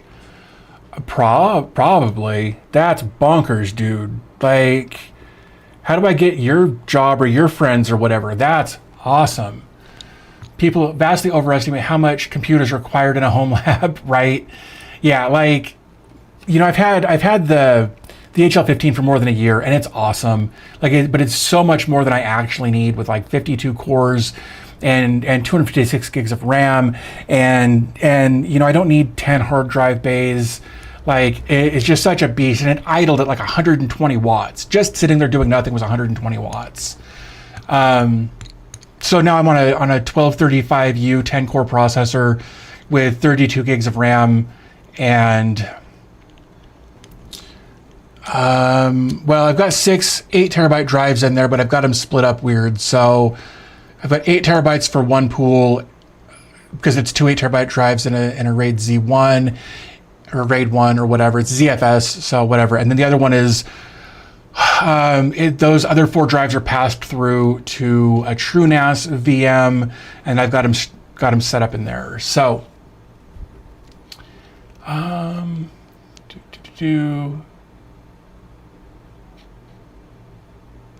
I thought NORAD was to follow Santa. It's got another purpose, right? Yeah, I actually love the story about how that started. If you're not familiar with how NORAD started tracking Santa, you should look that up. Space Force, what a great series. You know, I've got that. I need to watch it. I haven't seen any of it yet. That PC stack is close to the cost of that big server you have in your rack. Well, not the big server. The HL15 was like $6,000 or something when it was fully kitted out. But it's definitely more than the ZimaCube that's down there that's hiding. New processors are so much more efficient. It's true. Yeah, and AMD is just kicking the crap out of everybody right now. You should see the videos of testing the nuclear waste caskets, hitting them with trains. And I've actually seen those. They're amazing. They were calculating the trajectory of Windows 11 started installing. That's funny. Watch the videos of the test they did on the train nuclear canisters. Literally train wrecks. Yeah, and exactly. That's my point. Is the amount that they were so well protected. But again, people have got a right to be concerned when when any kind of hazardous waste is being passed through a community. People have the right to be concerned. But I'm glad that they actually demonstrated that, like, no, you're safe with these. Voice says, can't Debian do the trick? Under normal circumstances, it could. However, for this particular project, it requires Ubuntu.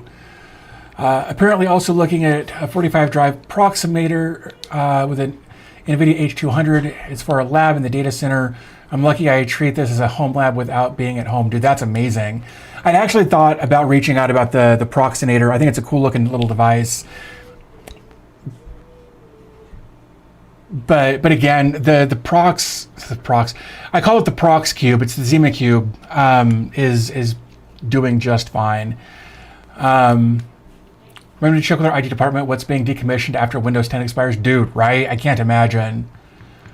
Everyone has their favorite distro. It's true. And for most things, I do prefer, for my LXCs, I prefer Debian. For my servers, I prefer Ubuntu. That said, again, this project specifically requires Ubuntu. So that's why we're going this route with it. So that said, the ISO is actually finished downloading. So I'm gonna put my stick in the hole. I gotta put it in there upside down, and then we're gonna minimize that. Oh, that can go away. There we go. All right. Zero Linux says, I prefer Arch for everything. Call me crazy. I absolutely would. I just don't. I've used Arch a couple of times, and I just don't know enough about it to be comfortable with it. Yeah, I know this is way overkill. I understand that. Stick hole upside down. It was deliberate. I know what I'm doing sometimes. Let's see. Yeah, that's fine.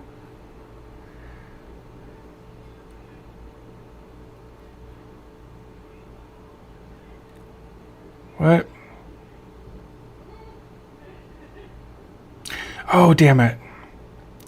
Man, I hate myself sometimes. Select. No, actually, I want to use that. Yes, I'm sure. Man, I screwed up that link. Hold on, there we go. The link that I sent out on social media was wrong. The link, it's, hold on, I gotta fix this. YouTube.com. I always forget it, and I've done it more than once. DB Tech YT. There we go. /live. This is like the second or third time. Is that done already? Holy crap. Can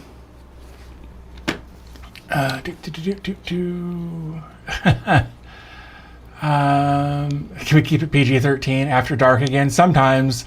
There's a show called Modern Marvels on Hazardous Waste. The company was one I worked with. That's cool.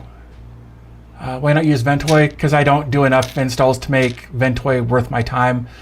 So I'm just going this route, and I can't believe that's done already.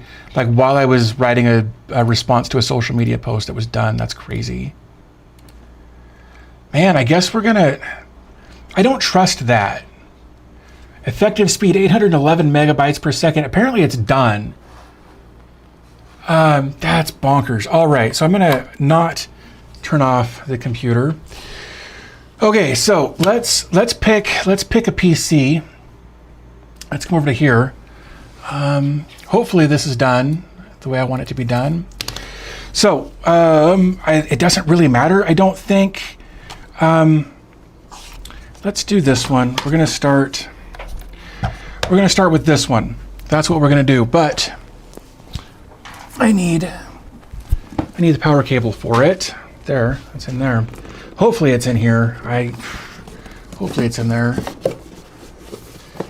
Yeah, I was genuinely shocked about how fast that went. Oh, yeah, I hate.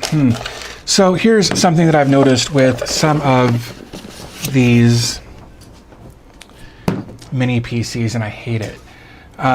This, that's supposed to plug into a surge protector, and it's going to take up so much space, and I hate how big they make these. Like, move this down and put a 3-prong farther up so that this sits on the floor and doesn't like all of the weight is, oh, you can't see it. All of that weight is, it's no good, man. It's asking to unplug itself. This needs to be a brick farther down. I hate that so much.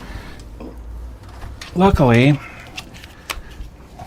I can plug in to this extension cord and it should be fine.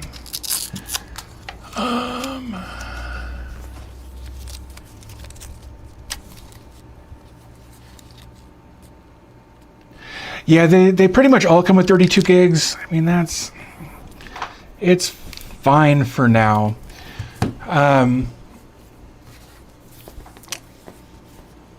I think for most people, 32 gigs is going to be more than enough. But again, I understand everybody's needs are different. So then we're going to plug this in. So this is going to go into there. Oh, we're going to need some network. We're going to plug that into there, and we're going to plug this in to there. And then I guess we're going to plug this in to there. So now, in theory, we should be good to go. So let's go back to the desktop. We're going to close that. Those adapters suck for UPS. Yeah, I hate having the brick like right there on the wall or the plug or the whatever. Hate it. What I hate about mini PCs chargers is that some of them aren't certified USB power delivery. So they're fake Type-Cs that, yeah, you got to be real careful with that stuff. Oh, let's see, you need to have the US switch. Dude, I would love, for the longest time, I didn't understand why the UK plugs were like they are, and now I wish they were like that everywhere. Like, it genuinely. Also, I wish we ran on 240 instead of 120. Again, not one of those things that I ever thought would really matter, but 240 is so much more efficient. All right, so here we are. We're gonna do this in Tidy Pilot. We're gonna press the power button. We got power. Everything's lighting up. That was great. Like, that happened really fast. So I'm just hitting delete here, so we can enter setup. There we go. Just want to make sure everything here looks good. 32 gigs is fine unless you're running a gaming server. You might want more. That's true. ADHD Arts and Entertainment says, long time since I caught a stream. Just installed my new gateway. Ultra having difficult getting an unmanaged switch to show up. An unmanaged switch shouldn't show up. Like, it's just going to act basically as a pass-through as far as the switch is concerned. If it's unmanaged, there's no interface for it to recognize. It shouldn't have its own IP address if it's an unmanaged switch. It's crazy that you guys run 120 instead of 240. I agree. Yeah, 220. I would call 220 the same thing. Bought a minis form on Amazon with 64 gigs all day long, multiple times. It's an offer all the time. B-Link, not so much. That's true. That is true. Let's see. This should all. Okay, virtualization is good. VDD is supported and enabled, so we're good there. Oops. Memory configuration. Interesting. Should be all fine. What I want to check though, let's go back to boot. Boot 1 is going to be that. And then we'll do NVMe. I still think it's funny that CD DVD is in here. Crazy. Save and exit. Yes. Oh, there we go. Try or install Ubuntu Server. Heck yeah, let's do that. Mandy Alexia says, hello everyone watching this stream while waiting for my pizza in the oven. Man, pizza sounds so good. I've been trying to be good about not eating. I've really limited myself on what I'm allowing myself to eat. Like, I have to go super strict in order to get my brain in the right position, and then I can kind of work my way out into other things, but I really have to like be all or nothing initially, and it's awful. But I found a lot of stuff that I like, and it's actually not as bad as it was when I first started. Let's go full screen. Just tossed 2 slices of last night's leftover pizza in the air fryer. That sounds really good. Zero Linux says, I lost 24 pounds in 20 days. That's a lot. Be careful with that, man. I am the lose. I'm sure I screwed that up. Says, hi there from Italy. Well, thank you for joining. Appreciate you being here and hanging out. I'm always low on my food intake, and that's, yeah, like I actually struggled with that because when I switched my diet over to this new thing I'm doing, I realized I was not getting nearly enough calories. Even though I was full, I was starving myself without realizing it, and I had to change some things. This is all fine. We're gonna do Ubuntu Server, just standard regular Ubuntu Server for this. I know you guys keep mentioning Debian. I get it. This project requires Ubuntu. So Ubuntu Server, cool. We're gonna go with that. We're not gonna put this on a VLAN for right now. It's recognizing the wireless, so that's kind of cool. I'm not gonna bond them, but I could. That's fine. Proxy address I don't need. Let's see. I lost 20 kilo in 9 months. That's 20 kilo. I mean, that's what, like 40. Sorry, I got to convert that in my brain. I was trying to multiply 20 and 9. So it's still like 45 pounds is a decent amount of money in decent amount of weight in 9 months. Well done on that. The big difference between the USA and the rest of the planet is that our grid is 3-phase generated and not 2-phase like the rest of the planet. That makes sense, I guess. Lost 4 kilograms in the last week, but yeah, what I've noticed, I'm going to turn that off. I know it probably doesn't matter because I'm not doing this as a VM. I'm doing this as actual bare metal, but I'm still going to turn it off anyway because it's bit me in the butt too many times to not. Let's see. Oh, wait, hold on. No. I screwed something up. We got to go back. I selected the wrong drive at some point. Whoops, hold on. Darn it. I'm done. Yeah, God, I'm glad I caught that. That needs to be, sorry, on the 256, I almost screwed that up really bad, full screen. Yeah, I'm glad I caught that. We're going to turn off the LVM.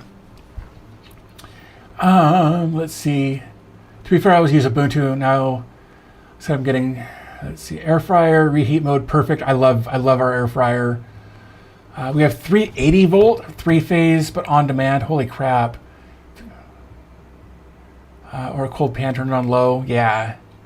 Again, US is not just 120. It is, right. Like there, we have things like, you know, like my stove is 240 or 220 or whatever. You know, certain welders, hot tubs, those sorts of things usually run like 220, 240. But most of our day-to-day stuff is like 120 or so. Yeah, we'll continue. All right. My name is DB Tech. My server's name is going to be Ubuntu 1.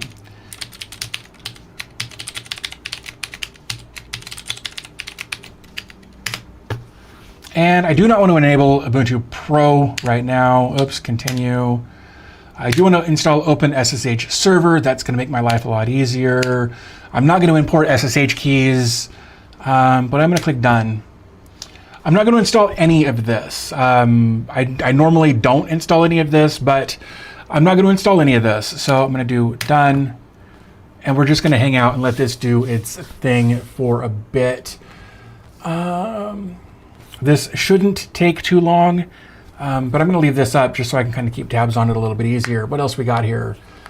I love it when devices can run both 220 and 110. Yeah, and here's the thing. Most things in America do, just because it's easier for manufacturers to do that, to make it... I did add the SSH to that. I did. I was very careful about that. But yeah, most of the stuff in America does 120 and 220, 240, just because it's easier for the manufacturers to not have to do that kind of stuff. That's not helpful. Though I will need that. No, I won't. I can do it there. Yeah, there's OpenSSH server installing. Gotta go. Glad to see you. Jason, thanks for hanging out. Appreciate you being here for a while and hanging out and chatting. You look like you're doing well lately. Hopefully not reading you wrong. No, you got me, man. I'm doing pretty well lately. I'm doing pretty well, so thank you for that. Let's see. We're going to give this a minute. Install complete. I don't even know how long that took. It was not very long at all. We're going to click reboot now. And then once we actually get to the other unmount, there we go. I unmounted the CD-ROM. That's fine. We'll give this a second. We're going to let this boot back up. I just want to run updates and that sort of thing. So that's all done for when we get to the next thing here. Remember when old power supplies had the 120, 220 switch? I absolutely do remember that. Actually, I've got... My laser engraver still has that switch, and it's not that old. But I had it on, when I first got it, it was on 220 by default, and it wouldn't power on. I had to switch it over. But yeah, it's not as old as we would like to think it is. Make sure, cool, we'll do apt update. What?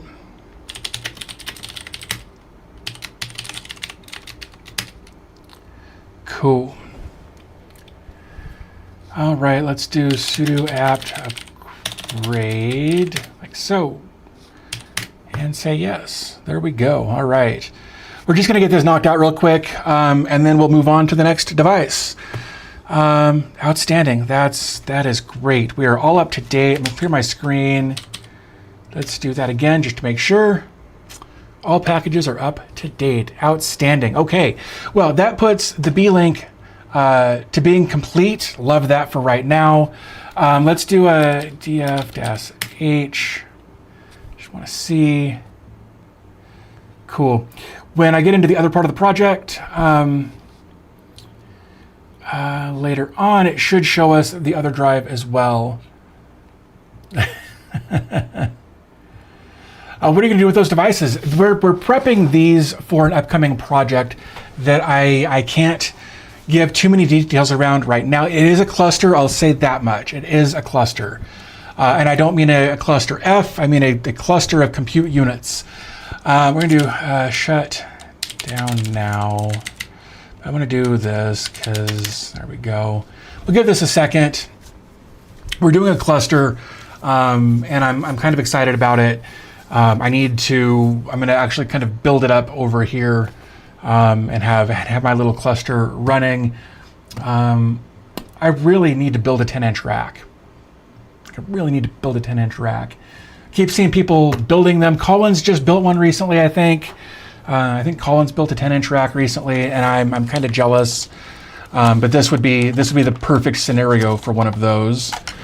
So for right now, I'm just unplugging everything over here. And I just want to verify real quickly. This is 19 by 526. And this is also 19 by 526, which means I should be able to use the same power plug. I can. That's outstanding. That's going to save me some effort there. So we're going to do the same thing all over again. Those are upside down. Do that. And everything is upside down, man. Oh, that was the display port, not the HDMI. There we go. And then we plug this in right there, upside down. Everything's upside down. I don't understand it. It's whatever, right? I'm gonna push a button, and then we're gonna go back to my desktop, and hopefully, there we go. Nice. So we got our trig key versus that. Wrong hole. Yeah. Man, I guess we'll just set this out of the way over there. All right, so this is a Raptor Lake 13th gen i9 13900K, 8 cores, 8 threads, 6 cores, 12 threads for the performance cores, 32 gigs of RAM at 5200. That all looks really good. Date and time looks good. Boot. We're gonna swap that. Let's see. Love the thing. Probably about 40 hours of total print time. 3D printer, and you're off and running on a rack. Yeah, I've actually got a 3D printer over here that I haven't even plugged in since I rearranged the studio. Wrong hole. It always is. That's what she said. Sorry, I had to say it right. USA Type A is always upside down, even if you flip it right. It always is. It is like the old school BIOS layouts. Yeah, like there's no clicking around in here. You got to do everything with the keyboard. But I think everything here looks good. We're just going to go ahead and click Save Changes and Exit. We're going to say yes. We're going to go through this process again of installing Ubuntu Server. This should be, again, pretty straightforward, all things considered. Man, we are kind of way behind there. Nope, that's fine. All right. These new things are harder to navigate. I agree. Well, and it's because there's so many different features in there. You know, with people doing overclocking and bifurcating PCI lanes and undervolting and all of this different kind of stuff has to be there in the BIOS. And it's so much information to try to sort through. Please never take USB Type A away from my USB massive hubs. Right. I also like C, but it has its different use cases. I agree. I hate the GUI UEFI. I'm always lost on them. Right. Like I don't overclock anything. I don't undervolt anything. I don't need it to be that way. The BIOS was made by AMI. Better than having some nobody make it. I agree. UEFI is a royal pain. I agree with that too. Ubuntu Server, right? That's great. That's fine. I need to make a note. Number 1, hold on. I need to make a note. I'm going to click done so that it can do its thing there. Yeah, I understand that. Oops, hold on. Oops. There we go. Oh, that's not what I wanted. I wanted Notepad.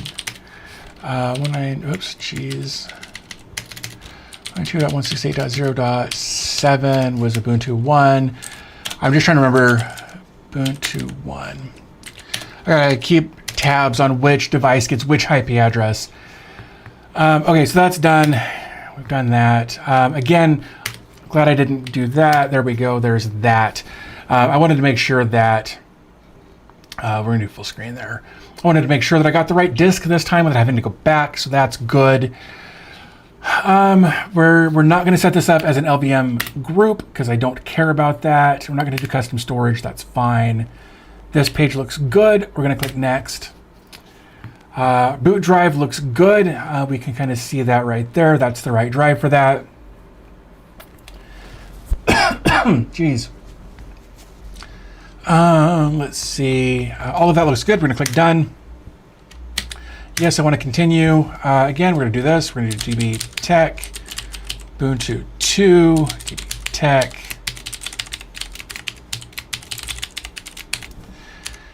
done. I'm going to not do Ubuntu Pro. I am going to do OpenSSH server, but I'm not going to do SSH keys. And we're going to click done. Again, we're going to skip all of this. This isn't what we're here for. I just want to see if there's anything. There's nothing in there, so it doesn't matter. And so we're going to click done. We're going to let this run for just a couple of minutes. And if it should go just as fast as the last one because it's basically identical hardware. I'm at an age where if my notes are lost, I might have lost half of my knowledge. Bro, I get that. I've got so many pages and notes across different things. Whether it's putting stuff in the calendar, taking notes in email, taking notes in Dumpad, notes everywhere that I will probably never look at again. But because I typed it out, I get better sticking to my brain. Let's see. Get tape and paper and Sharpie and mark HPC with the name and IP so you don't get lost. That's not a bad idea. That's actually a really good idea. I have the resources to do that, but they're not here. Give me a second. That's a really good idea. I'm going to put you guys on BRB.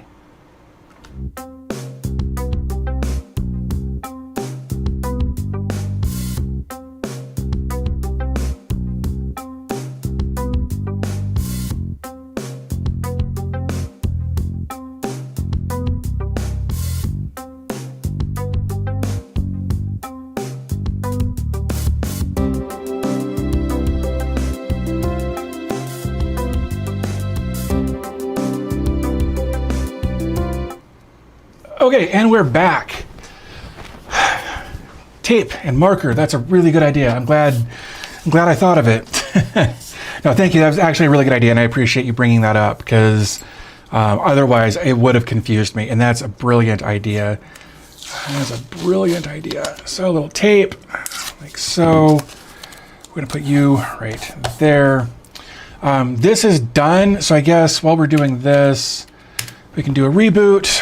And then I guess you guys can watch me do this.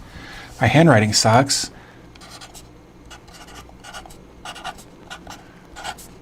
This is, what did I say, 07? 192.168.7. Cool, that one's labeled. Thank you for that. Oh, I didn't unplug that. I need to do this. I screwed that up. Shortcuts, Control-Delete. There we go. That'll fix that. It is Ubuntu. Yep. All three of these are getting Ubuntu Server. Let's see. I name all of my servers after the Lord of the Rings characters. That's cool. I'm not as much of a Tolkien fan as a lot of people, but I appreciate what was going on there. That's on the wrong. One of these days I will get this right. Mine are named after Star Wars and Futurama. I dig that. Yoda and Frodo. Blue painter's tape and a Sharpie. Labeling is the best, right? The static IP, my Unify system will recognize them. It should be fine. Or these will pull them again when it's that time. Let's get logged in. Oh, you know what? Let's do view. No, come on. Full screen. There we go.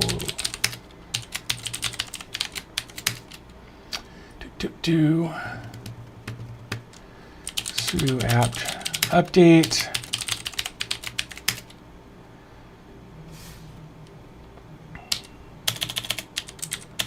Wow.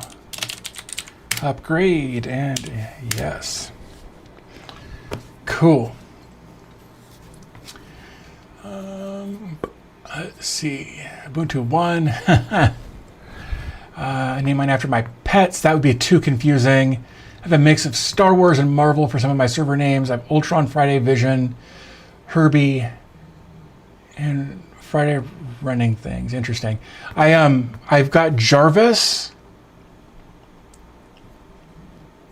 as my DS16 XS Plus, and I've got my two NASs on the top. You can't really see them, but they're in the top of that rack right there. I've got a TerraMaster F4 424 and a Synology DS923, and they are named DS923 and F424 because I'm bad about naming things. I really am. So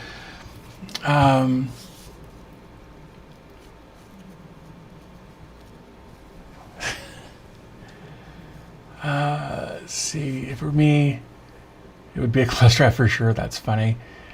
I write one this way equals, If I named mine after my pets, it would be required to have a zoo. Way too many servers to have. That's funny. I use generic names for my servers. That's the same thing I do. I want to know what it is by the name of it. And Jarvis, I don't know why I did that, but I did, and it's fine. Except that when I've got my voice assistant thing set up and running, it's also called Jarvis. So Sven says I use Star Trek and Stargate names. Have you considered set up one unit and then DDoS the drives onto other servers? No, I hadn't actually considered that, but like it's only taken us a couple of minutes to get these OSs installed, so it's not a huge deal.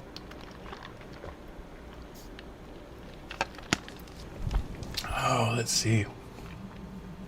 My cold server is named Titanic. That's a good idea. The two NASs I've got up here, and we'll cover this in the video that I've got coming up, aren't quite cold storage, but kind of. Like all of my stuff gets backed up to the Synology, and then the Synology backs up to those two, doing different things. One gets backups of like my Docker containers, my LXCs, and my VMs. And the other one gets backups of all of my media. So I've actually literally got 3 copies of my media. But again, we'll talk about that more in detail in the upcoming video. So let's do an IPA on that. It's 65. So we're going to do this to 65. Did I say that right? I did. Okay. So more tape.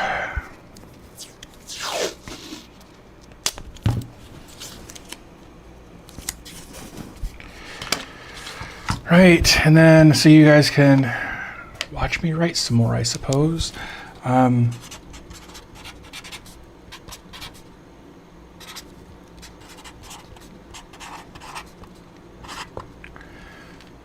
double check that 65. Good enough for who it's for, which is me. So let's do that for right now. All right. Let's see. Does the Titanic ever go down? That's funny. That only took 86 years. Follow the Matrix, Neo, Trinity, Morpheus. I kind of dig that. Matt Burgess. Hi, nice to catch you live. Thanks for your videos. You've introduced me to a lot of neat ideas. Well, that's very cool. I'm glad to know that. I also think it's interesting that you and I share a last name. That's pretty cool. I don't meet a lot of Burgesses out in the wild. Few here and there, but not very many. So cool to have one jump in on the live and say hi. So we're good here. We've done all of our updates. We're going to do Gandalf is a great name for a firewall server. That really is. Apt No, shut down now. There we go. I only have a NAS main Proxmox. I only have 6 pieces I named them after the pets that I had. Named according to their personalities. That's pretty funny. Or Hades, your packets shall not pass. That's great. That's really good. I like that. So now we're going to come back over to here. We're going to unplug all of this, and then we're going to set this aside, and then we're also going to set this power plug aside because the Minix has a different. It's got that USB-C power plug on it, so we're gonna switch over to that. For the past 10 years, my diesel power backup only had fuel for 18 hours and couldn't buy more due to the pumps being closed. That sucks. Man, Vaz, I would love to see the setups that you're working with, because like, man, it sounds like you've got quite the industrial setup that you're at your disposal or fingertips or both. I don't know. But that I would love to see the setups that you have access to. Cool. So we're gonna set this over here, and we're gonna grab this.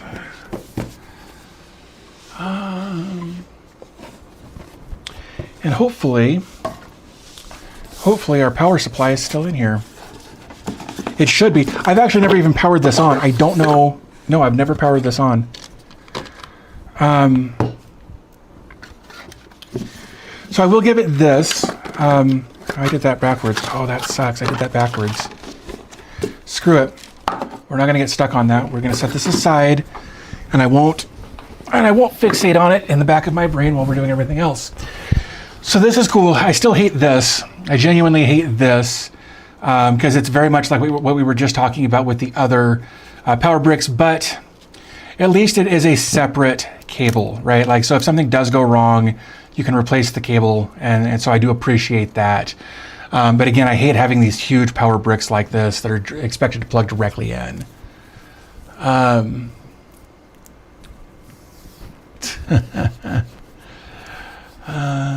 I heard that coal powered would be better, right? All right, so let's get a power plug there. Let's find this end there. And let's grab this and let's start plugging. Hopefully, yeah, we got that right. Cool. Again, everything is upside down except for that. That's weird. Just so much inconsistency on some of this stuff. Don't get it. Think about Jodl says I could run my entire setup on a couple of AAA batteries for a week. That's actually pretty good, though. Like, if you can get your stuff done and have it be that super efficient, then, like, well done, man. Seriously. I'm thinking about replacing my diesel power backup unit with a small, put them on the small wheels. Cheaper than diesel, right? You know, so let's talk about that for a minute before we move on. Thomas says, it'd be cool if the Discord members would post a picture of their setup with explanations of their setups and maybe how they came into the stories and why. So, you know what? Back in the day, let me exit out of this. Hold on, I want to look at something because I actually used to do something like that.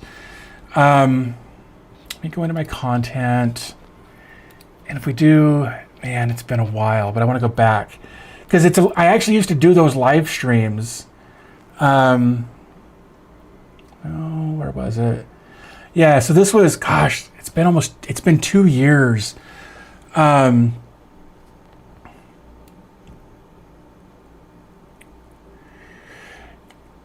Yeah, so I can show you this. This is fine, right? So featuring Your Home Labs, I actually did a few of these. So these were lives. This was the same day because something broke and I had to start over. But yeah, where we actually took a look at people would submit their live streams like via email or whatever, and people would come hang out. Let's see, hanging out. Let's see, man, maybe we only did a couple of them. But like people just kind of quit submitting them, and they didn't do well at the time. It was a couple of years ago. So maybe we talk about bringing that back. Maybe like once a month, we take a look at bringing that back so people can submit their setups. They can submit maybe pictures or video or whatever if they're comfortable with video, and kind of talk about that. And we could take a look at those. I would love to get back into that. It's something I was thinking about recently, but with everything going on, I hadn't put any thought into it. But I'm glad you brought it up. And that's what I'm talking about. Like people could submit their stuff. Like let's say today's October 4th. So maybe I put up a post. I put up a blog, like a blog post or something on my website with information on how to submit. Whether it's like I said, pictures in an email with a paragraph or a couple of paragraphs or whatever, or videos or whatever, and then like maybe the first live stream of the month could be that of just digging through all of the different submissions that were made. I would have to set up like a separate email address if I haven't already. I would set up a separate email address specifically for that. You guys could submit your stuff. We could talk about it on the stream. I would love to get back to that because I really enjoyed doing them, because some of the stuff that we looked at was actually pretty cool. I feel like we did more than just 2 of them though. I really do. But I'm only seeing those 2. But I really feel like we did more than that. Maybe that's a 3rd one. September 23rd. Maybe we only did 3. Maybe I'll do that. If you guys would be up to submitting some stuff, we could try it, see how many submissions we get, and then we'll just do a quick run and see what happens. I think that'd be a lot of fun. So yeah, let's do that again. I think that'd be good. So we're gonna set that over there. Over here, just so we can get back on track a little bit. Everything's plugged in there. I'm gonna push power button. Cool. Then we're gonna come back to desktop. Hopefully, oops. Let's refresh that because I don't know. There it goes. Let's see if this boots. I've literally never powered this unit on. So I'm just tapping the delete key in hopes that something happens. Oh, you know what? Nothing's gonna happen because I didn't plug in the stupid. Got all excited. You got me sidetracked. It's all your fault. Kidding, obviously, but that one goes right way up. And just the inconsistencies, man. Oops, I almost plugged the power into the Kensington lock. All right, let's try that again. This time with something bootable. Let's see if this does anything. I have power there, but I'm like the power button is lit up.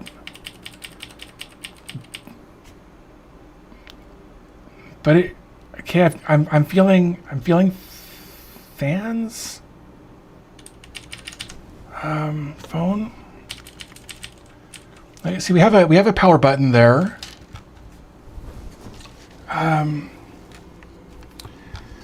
But we're not getting anything on this. Like I feel like it's not doing anything. It's so bizarre. So very strange. And it powered off. Like it just powered itself off. And now it's not powering. There it goes. Powered on. Maybe memory training. Again, we've got a light here. We've got nothing. We've got nothing on that. Maybe it's just doing memory training. Maybe it'll just take it a little bit. I guess we're not going to just sit here and look at this, but man, yeah, we're getting nothing there. So I can only assume that maybe it's memory training. That's really strange.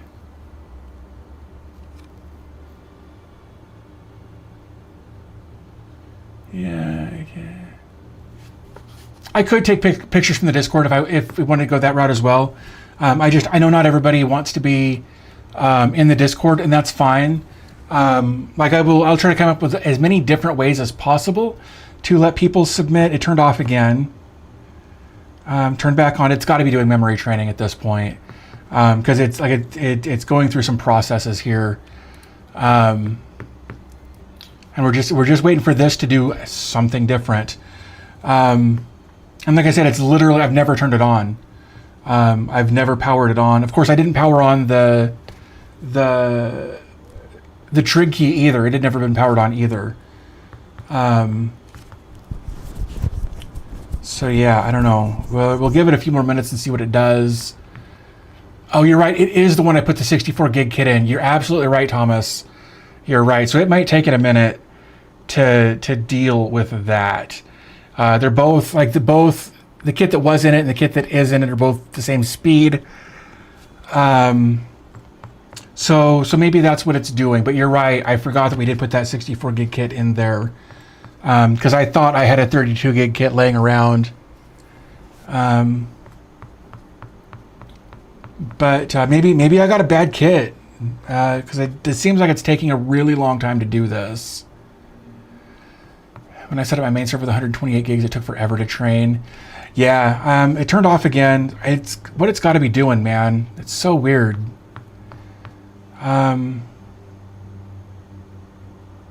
Hey, look at that. There we go. There we go. It did something. Yay. There we go. So now I'm just... Yeah, everything's lighting up now. Like the USB is lit up. The networking is lit up. So it's definitely sending a signal here. There we go. Whew. That is bonkers. All right, let's do our full screen again. Like so. Minix Elite. Yep, that all looks good. Enclosure type 23H. It's aluminum, which is cool. Like it feels really sturdy. I think the very top of it, like the case is aluminum. The top fingerprinting as hell already, but no, Mandy, we're good. We're good. It popped up, so we're good there. Yeah. Good stuff. Yep. There's our memory. There's all of that. Yeah. No, we're good at this point. We're gonna dig around a little bit in here. Hardware monitor. Dim voltage. Dim voltage looks good. All of this. Smart fan enabled. Great. Oh, darn it. Really? Why? Full screen. That was weird. That's interesting. Yeah, it was training. Yep. So we're going to come out of that. CPU configuration. That all looks good. Total of 20 cores. Turbo mode enabled. Love to see that. Power settings. We don't care about any of this at this point. Power loss. I feel like that should be on. I should probably fix that on the others as well when I get to that point. Wake on LAN might be a good idea. Let's enable both of those. I'm not going to do a real-time clock wake up. I don't need that. I definitely need to go back and switch some of that, I think, on the other ones. Watchdog settings. I don't know if I need that. So we've got our controllers there, chipset. All of this looks good. LAN boot disabled. That's fine. All of that is enabled. Everything there looks good. Man, is there just nothing? See, that's just it, man, right? Like, there's just not a lot of information in here. Like, it just gives me like total memory and memory speed, but it doesn't break it out beyond that. So that's interesting. That's one of the problems with some of these older. I say older. This is 2025, right? But there's not a lot of control over certain things.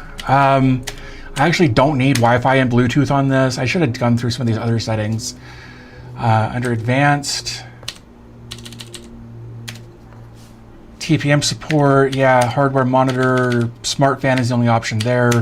CPU configuration, turbo mode enabled, that's the only option there. Power settings, we just changed a bunch of stuff. Watchdog settings, I honestly don't even know what that is. And then just our controllers, that's it in advanced. Like there's no other information in here, and that's one of the problems with some of these. What about limited BIOS. Did I miss that somewhere? Oh, talk about limited BIOS. I read that wrong. Yeah. A lot of these mini PCs come with a super limited BIOS that doesn't give you anything to work with. Secure boot, don't care about. Boot option 1. We're going to go USB device and then NVMe. There we go. That should be fine. Quiet boot. All of this looks fine, right? So we'll say save and exit and say yes. Yeah, so definitely limited BIOS there, unfortunately. So it is what it is, as they say. All of that looks good. It powered off. It's going to power back on. There we go. Hopefully now it will boot from the USB drive. Give it a second here. It's thinking. It's a much slower boot on the Core Ultra i25 or whatever. It's a much slower boot than the 13. No bootable device detected, but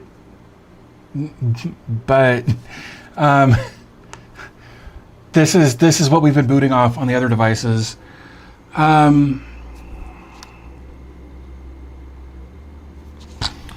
And there's one USB port on the back, but it is USB-C. Please reboot and check. Okay, this is the same bootable device that we've been using. I'll try the other port, I guess. Maybe I didn't have it plugged in all the way. It was lit up. I don't know. That's so weird. Actions, Control-Alt-Delete. This is why we started early. No ISO on the Tiny Pilot. I actually considered that, but I thought it would be slower than doing it this way. And so far, it probably would have been. So we've rebooted. We'll see what happens. F8 might be our option. 3, 4, 5, 6, 7, 8. There it is. It worked fine that time. So I unplugged it and plugged it somewhere else. Secure boot was already off. I made sure that was off. Install Ubuntu Server. Yeah, no, but I actually considered putting the ISO on the Tiny Pilot, but then, like I said, thought it would be slower than doing it this way, because the Tiny Pilot is going through a KVM and it's all USB 2. So it would have worked, but it would have been much slower for data transfer and that sort of thing. But anyway, here we are. We're up and going finally. Dedicated window. Oops, where did it go? Oh, there it is. Maybe this will allow me to, there we go, that's fine. English, done, that's fine. Ubuntu Server. Not going to change anything there. Interesting. Okay, so this is going to be 199. I'm gonna make note of that over here in my little notepad. 199. All right. We're gonna put that. I'm gonna make a little note here. That's on the outside LAN port. There we go. That way I remember which one to plug into, because it'll have a different MAC address that the Unify will recognize there. So we're good there. We're not gonna do a proxy thing there. We'll give this a second to do its thing. Let this, there's that. Great, but again, I want to switch that and turn that off. So we selected our boot drive, that 256 gig. We've disabled the LVM group for that disk, and we'll click done. All of this looks fine, so we'll click done and yes. My name, oops, is DB Tech. This is going to be Ubuntu 3.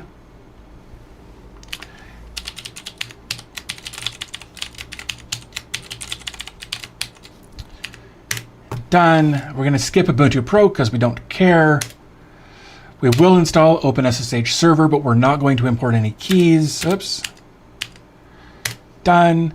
We're going to skip installing all of this because that's not what we're here for. And now we'll just let it run for a minute and see what it do. This, again, should go pretty quick based on what we saw on the other two options down there earlier as well. Let me move some of this stuff out of the way. Do more tea.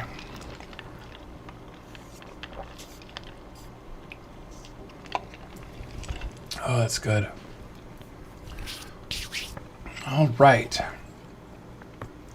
So we're installing the kernel, and now again, this should only take a couple of minutes. Like I think the last ones took like less than 5 minutes a piece. Again, I don't know how long this is going to take. Right, Thomas? I was thinking the same thing, and this is what I was talking about earlier. When we get into, you know, like these new core systems, the Core what are these Core Ultra processors are technically slower than.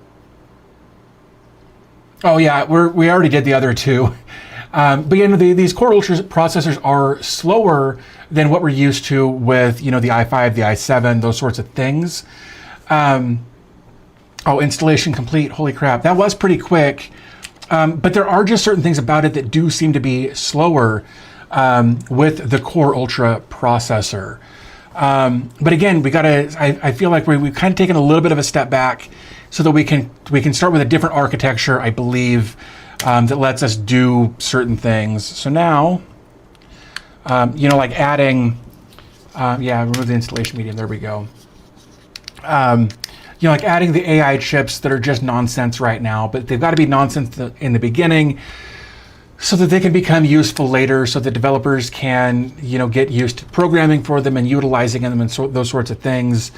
So we just this new switchover has been kind of a pain in that regard, because we have lost some efficiency with regards to, well, let me rephrase that. We've lost some speed for the sake of efficiency. You know, we've got all of these performance cores and efficiency cores and ultra efficiency cores or something. I think I've seen like a third level there. There we go. We'll do sudo apt update. Should be 12 or 13 here. 13, yep, oops. And we'll do upgrade. And we'll do that.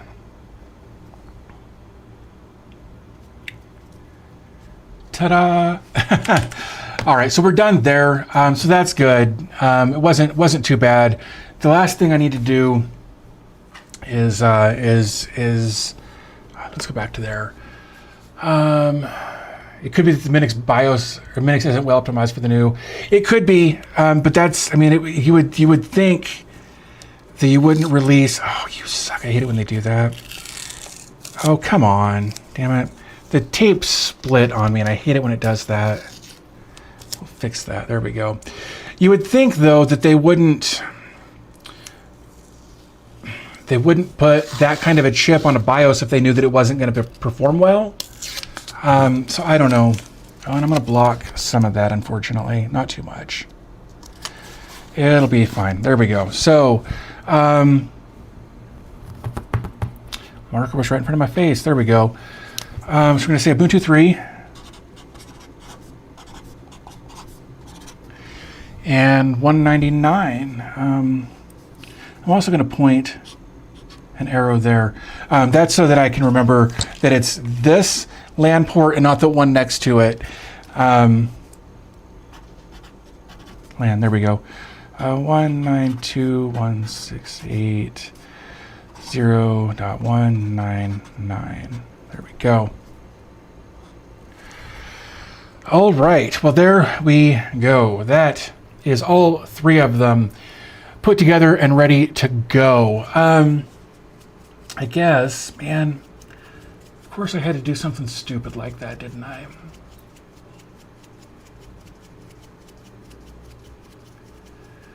Huh. Yeah, I'm gonna have to see about building a 10-inch rack for this setup, just because I think it would look really good. And I think over here, oh, don't do that. Come on, there we go. Too many cables under my feet. Yeah, ow.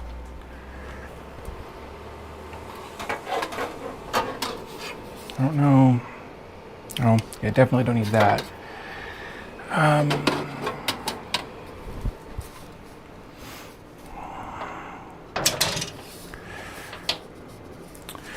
So if I can find a 5 volt 0.6 amp power supply in my mess of power supplies, I can just use this, which is going to be way overkill anyway, but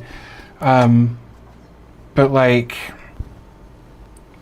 yeah, like, it just fits the aesthetic. I'm going to stack these stupidly on purpose, right? But, and then I'm going to unplug this.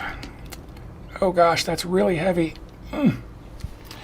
Right, and then, you know, something like this, if I can get my phone over there, you know, something like that. I mean, obviously not in that orientation, but it's all fairly much the same size. Wow, you get what I'm saying there, right? But something like that I think would work really well for a rack like that.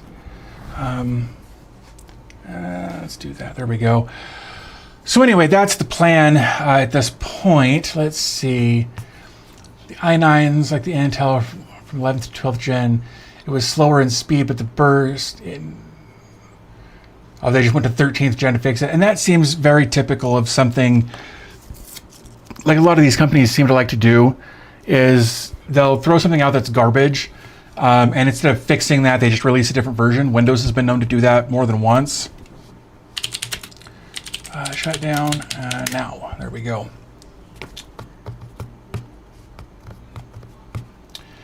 All right. So then, well, that's that. Let's refresh that page. Well, then let's look up 10-inch rack projects. Let's do this real quick because I'm curious. Yeah, here's one that Gearling did. God, that looks so good. That looks so good. Project Mini Rack. Man.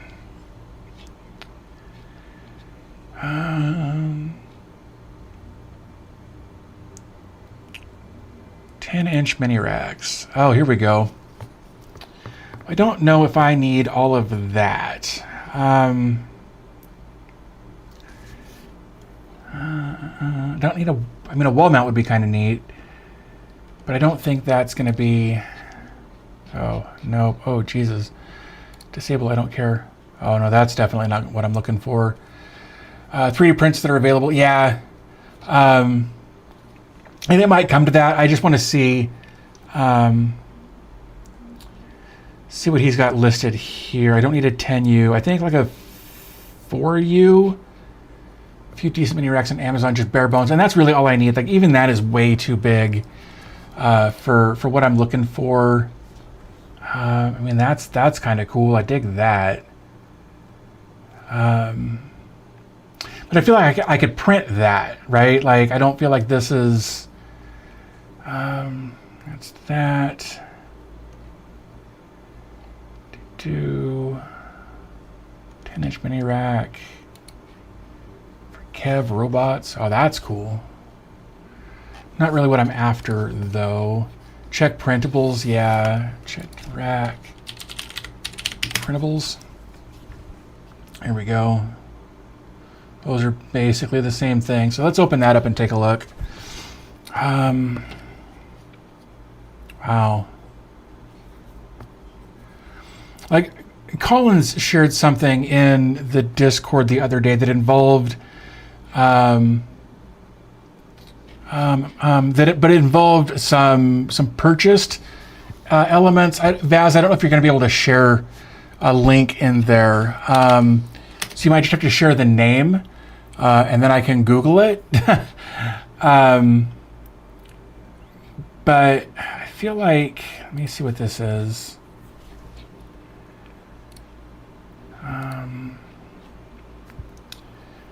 Man, that's a bunch of stuff. Side panel, foot, think center shelf. See, this is very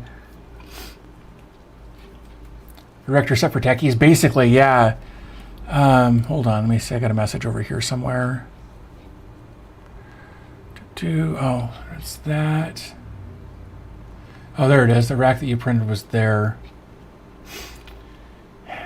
Yeah. And it would... yeah, and see, oh, that looks really good. And I've got these screws. I would just need that, I think.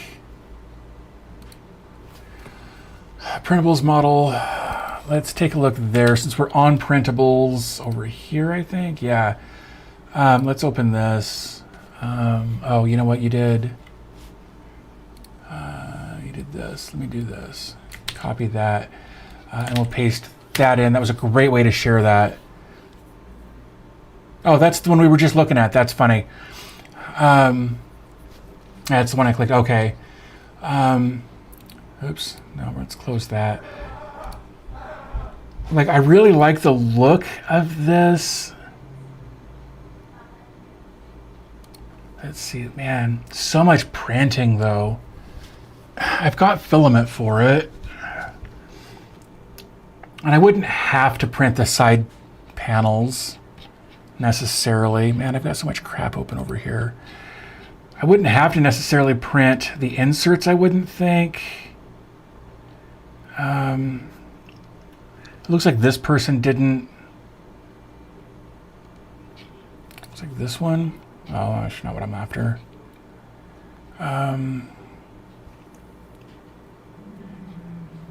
Yeah, just buy the rail kits on Amazon for about $50. Yeah. Amazon 10-inch rack. Let's just look. Whew. For $100, I could just be done with it. Then it could be here in a couple of days.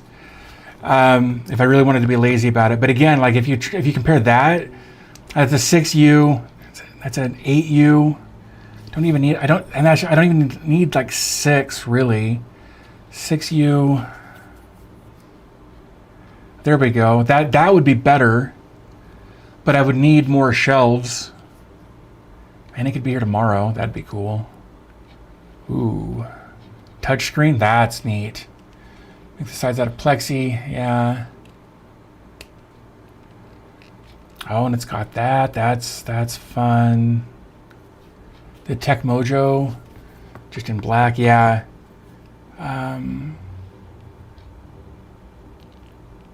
So that would be for a 10-inch rack. That would be for a 10-inch rack. And maybe the 6U would make more sense because that 4. So you've got this one basically, whether it's the 4 or the 6. Let's go back and look at the 6. Because even, yeah, that's for the 10-inch server. That's good. 3. That would. Now I need. Oh, wait. Hold on. Does it have more? Oh, it does. Interesting. Okay. So this has actually got several plugs on that. Never say never. 6U will be small and but here's the thing, right? Like this would be a 6U. Wow, it's even got this. That's awesome, actually. Holy crap. Need the patch panel for the 10. So this would just be for this rack setup, for this project, which is why I would almost rather spend the $100 or the $150 or whatever for something like this, because this comes with a couple of shelves.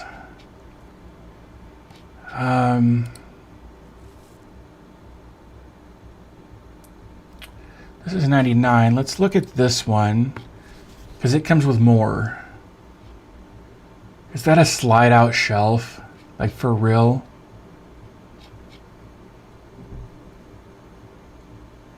Yeah, see, this has got 3 shelves in it.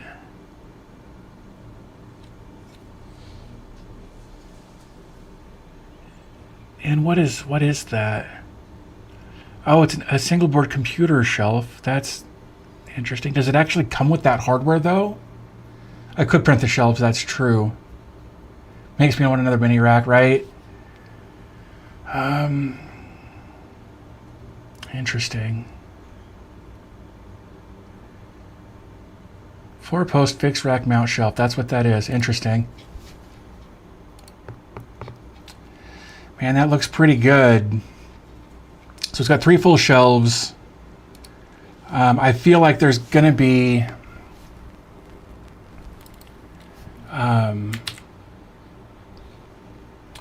what's this?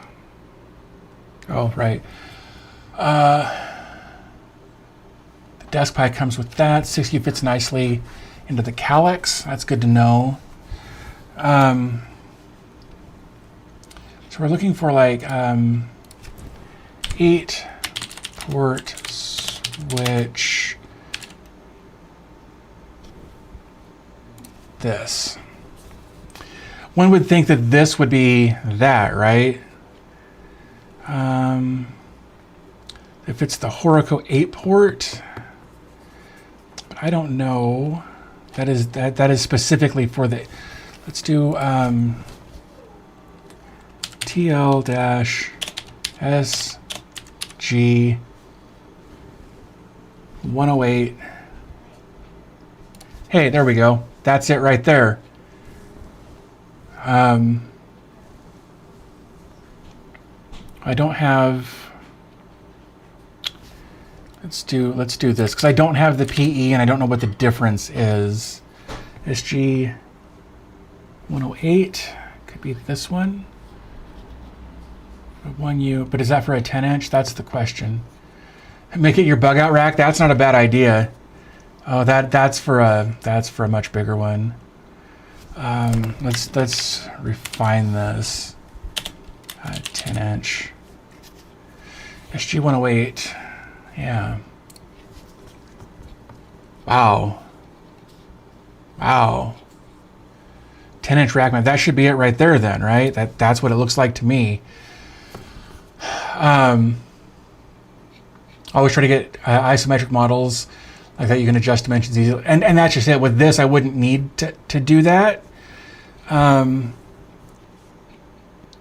wouldn't need to 10-inch. Let's look at this one. And those are both 3. Well, I actually think I like this one better because I don't necessarily need to pass through there because there would be 1 LAN and then 3. So that would be fine. So I did that, and then I could print a 10-inch 10-inch pass through. What is it called? Patch panel. Patch panel, right? Or block off plates. Something like this. This is for a 10-inch panel, half a U, which is fine, right? So I could print both of those. Let's get rid of this. Print both of those fairly easily, I think.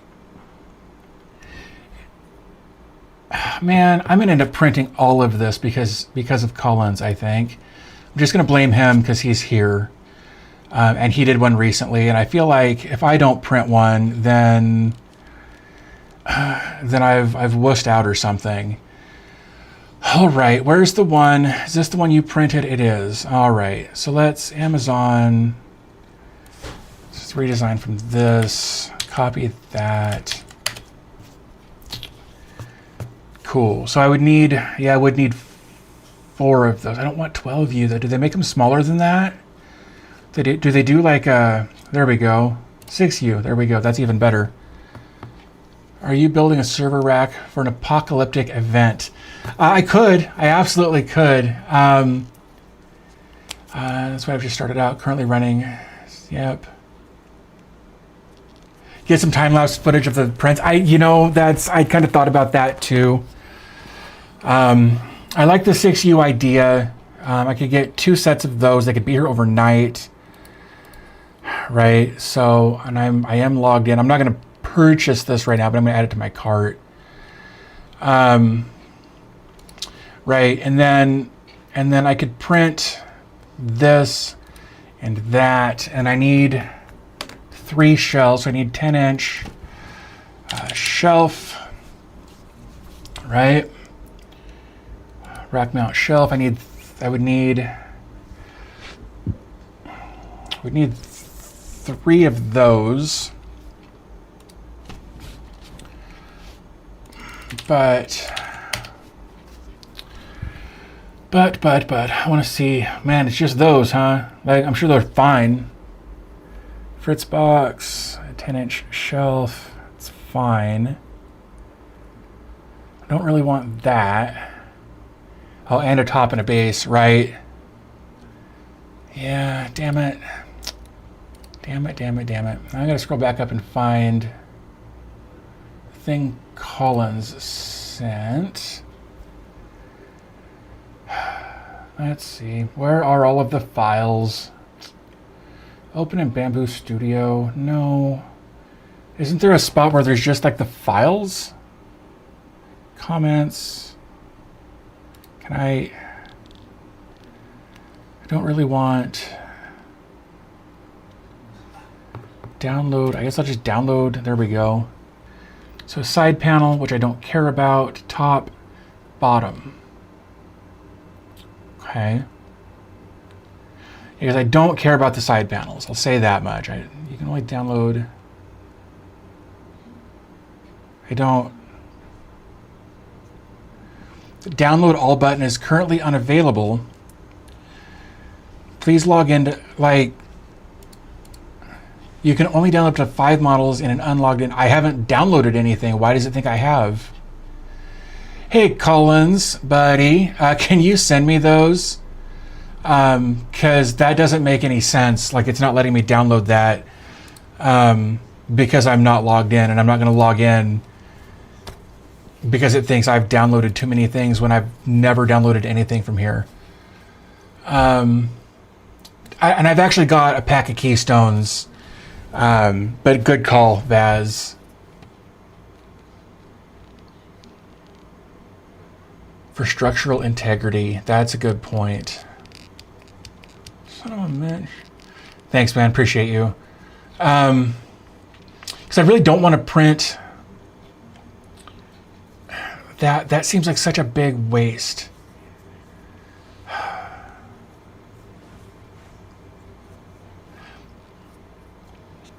What I might do with this is open up these side panel files like in Tinkercad or something, and do like cross bracing or something, and just take out most of the material there, and then I wouldn't have to. Then I wouldn't have to print all of this. I could just take out a big swath of it. Get some pegboards to cut to fit. Maybe. But, wait, does the top... Oh, no, that's just a printed panel there. That's fine. But I think I could cut out a bunch of the material here that would still allow it to be structurally rigid. I would cut it in half. Because I would only be doing a 6U instead of a full 12U. Let's do this. I also want to look at 10-inch, 6U. What about this? What if we did this? 6U rack. This might work. Wow. Thank you, Collins. Appreciate you sending that over.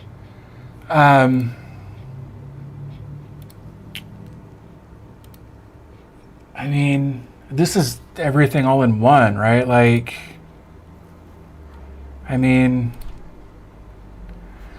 okay.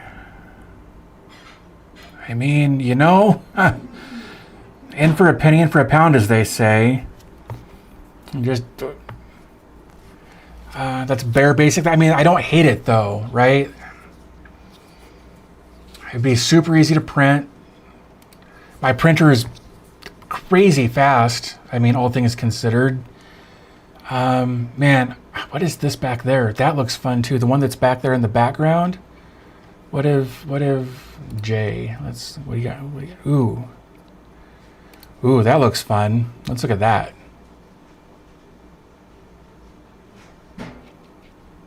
Yeah, that's all you need.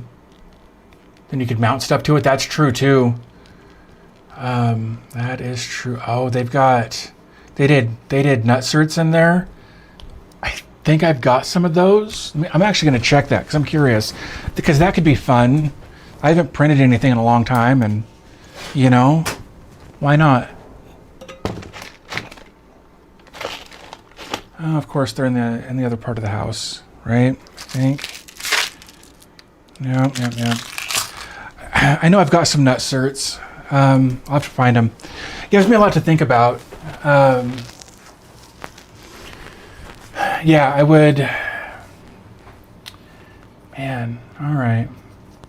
Gives me a lot to think about. Because this one's actually pretty neat looking too. I like that it's got the handle on it. You know, it's what they say, 6U, 5U, which should be fine, right? Like 2, 3, 4, 5. I would think that would be fine for what I need. Huh. That might be it right there. I don't know. We're going to figure something out. Maybe not today, but I'm definitely going to figure something out. Because it would add to the full DIY-ishness of it, minus the PCs. Let's come back over to here. I've got too much crap up. There we go. That's better. So yeah, now I got to think about how I want to handle that. So thank you guys for that. I hadn't planned on putting these in a rack. I was just going to stack them, but it would make a better thumbnail if they were in a rack.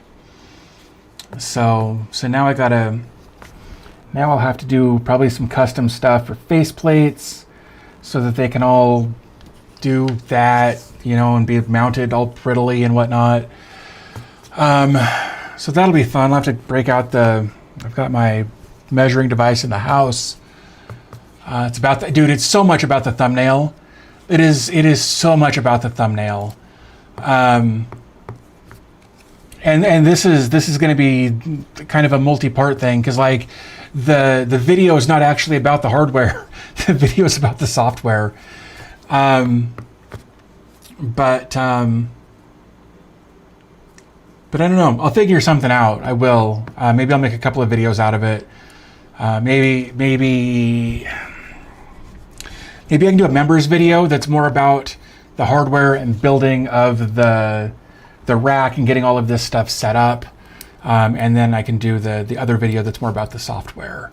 Because that could be fun, you know, in its own way, I think. Could be fun. I'll figure some stuff out. Just leave it up to us to generate work for you. Honestly, man, I don't hate that. I genuinely don't. Like, I know I've said this a lot over the last however long we've been doing these live streams, the 10 months now. But like the community that we've built is cool. The community that we've built here is what I've wanted for a really long time. And if that involves more work for me, that's fine. Like, it genuinely is. Because like, you guys get to say, hey, you should try this, or you should do that, or whatever. And sometimes I can, and sometimes I can't. But if I can, then, you know, like, I think it's a matter of reciprocity. Like yes, I'm producing the content, you guys are watching it, but if you guys can give me ideas for content that you'd like to see, or that you think would be interesting, then I think that's good. You know, like, I love the idea of the community and the give and take that we've got here. You know, we've been building the community. Like, I've been working on this channel for almost 6 years now, in its current iteration of self-hosting. You know, I talked about, you know, like doing virtualization of operating systems with not VMware, I don't remember what it was now, but we did some of that before. I did some products reviews that were just nonsense before that. I did fish before that, but this iteration of this URL, this channel, we've been doing for almost 6 years now, and the community that we've built over the last year with the live streams and the engagement and that sort of thing. You know, while the subscriber numbers haven't been as much as they have been in previous years, I feel like the people who are subscribing, or who have subscribed this year, are more engaged. They're leaving more comments that are relevant to what's going on. They're asking questions about things. They're telling their stories about their interaction with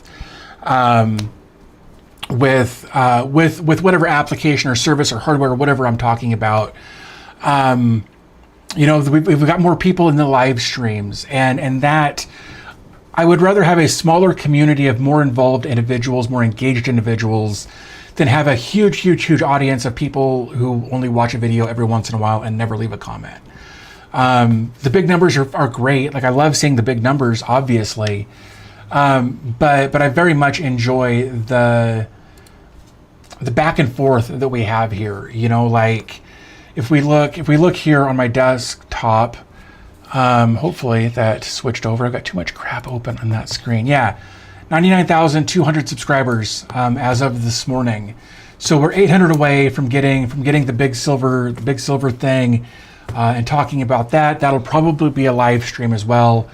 But I do this because, it always felt weird to just, like, here's a video, watch it, reply to comments, and be done. Like this has to be a two-way street, like Thomas said. It's got to be give and take. It's got to be back and forth. There's got to be engagement on both sides of it to build the community. And I tried that a few different times off and on over a couple of years, but didn't have the wherewithal and the mental health to be able to continue to do it. And I feel like since we started doing this January of this year, my mental health has been in a position where I could do that. The hell? Sven, thank you for the donation. That was really nice of you, and completely unexpected. So thank you for that. But it's this back and forth that we've got. It's this conversation that we're having that keeps me motivated to keep creating videos and keep creating content and coming up with different ideas on ways to present things. And I was excited about this live stream.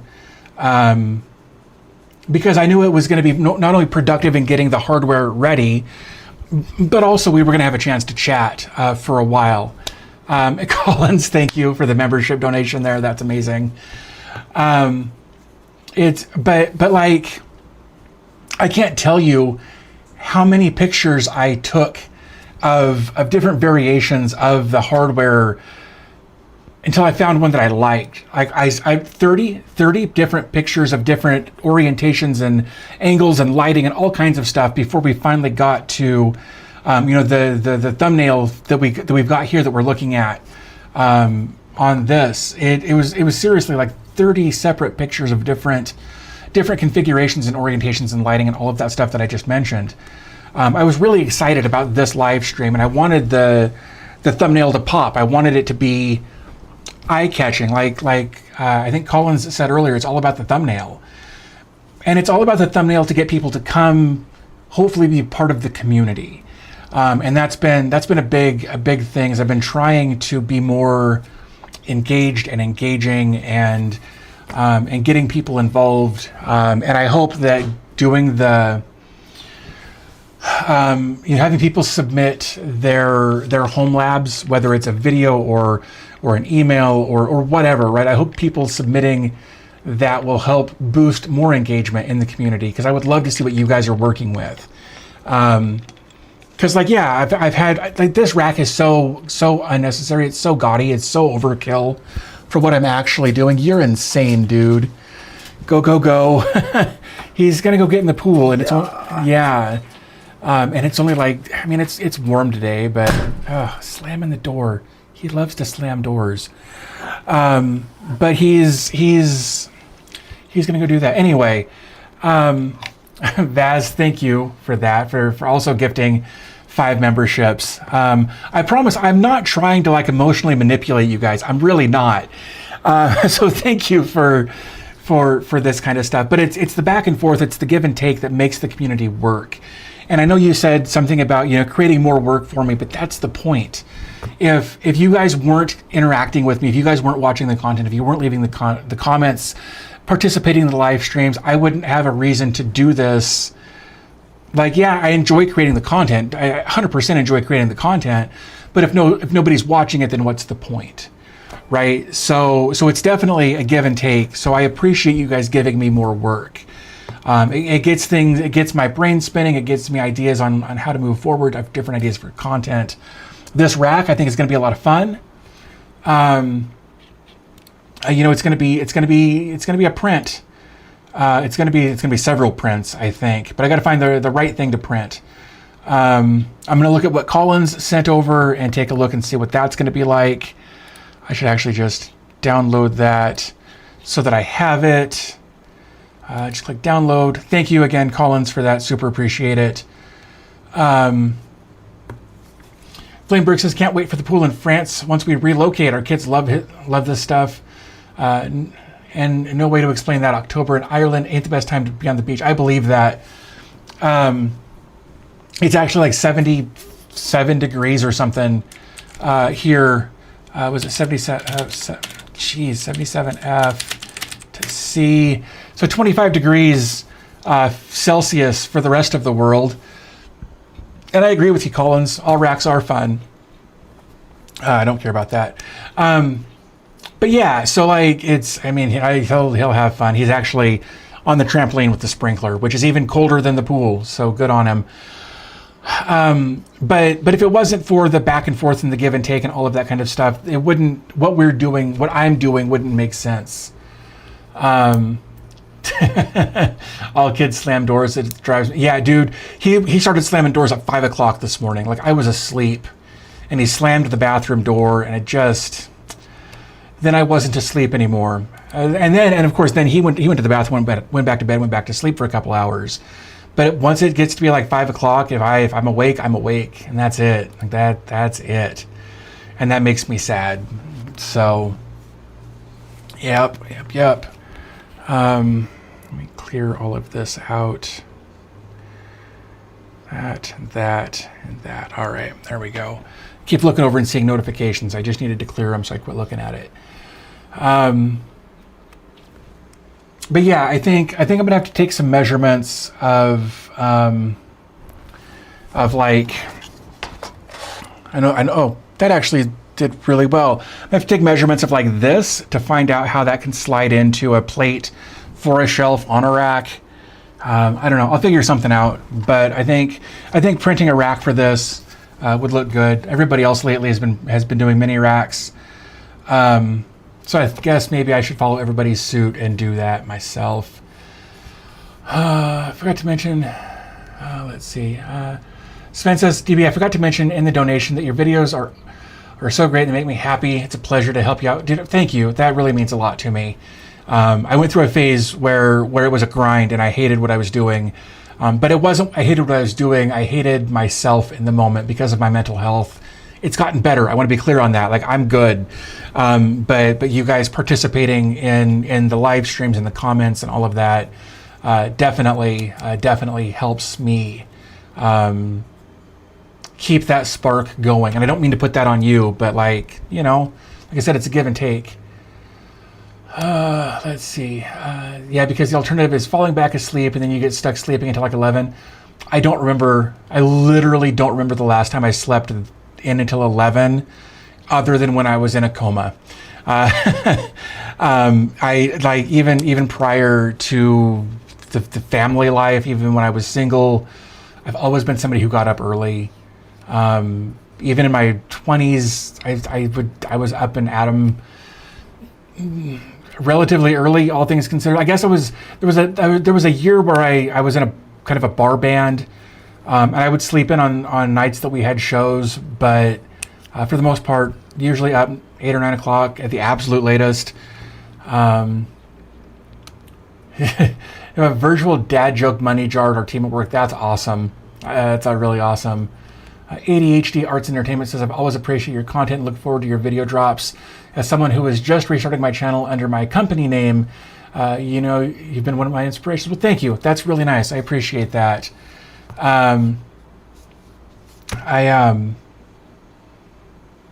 It's been a wild ride for my mental health. That's awesome. Thank you, Jan. That was great timing.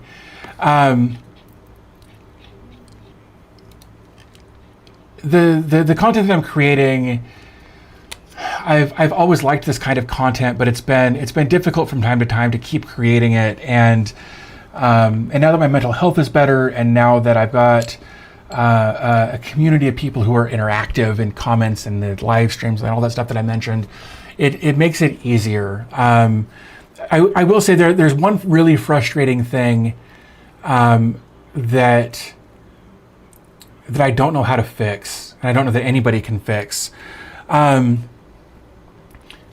The videos that I put the most effort into get the lowest viewership. And like I can quantify that. Like there'll be videos I'll spend days on that'll get like 2,000 views. But like the video that I released Wednesday, like I installed it like a week before. I installed that app a week before that home hub, and tested it out, and then made a video on it and edited it. I hate those words together. I did the edit for that and uploaded it, and it's doing great.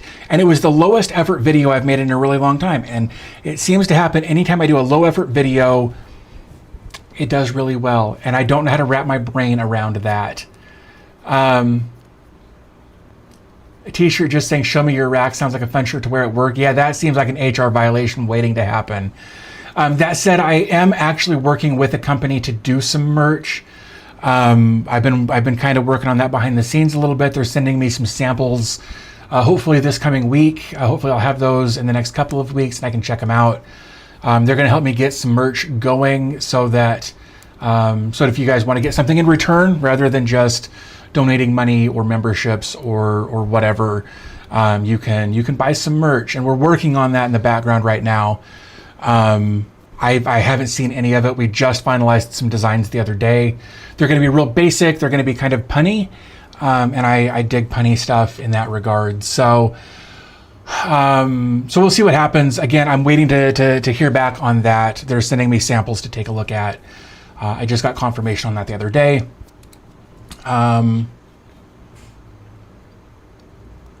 It just dropped some AI brain rot TikToks to advertise the channel.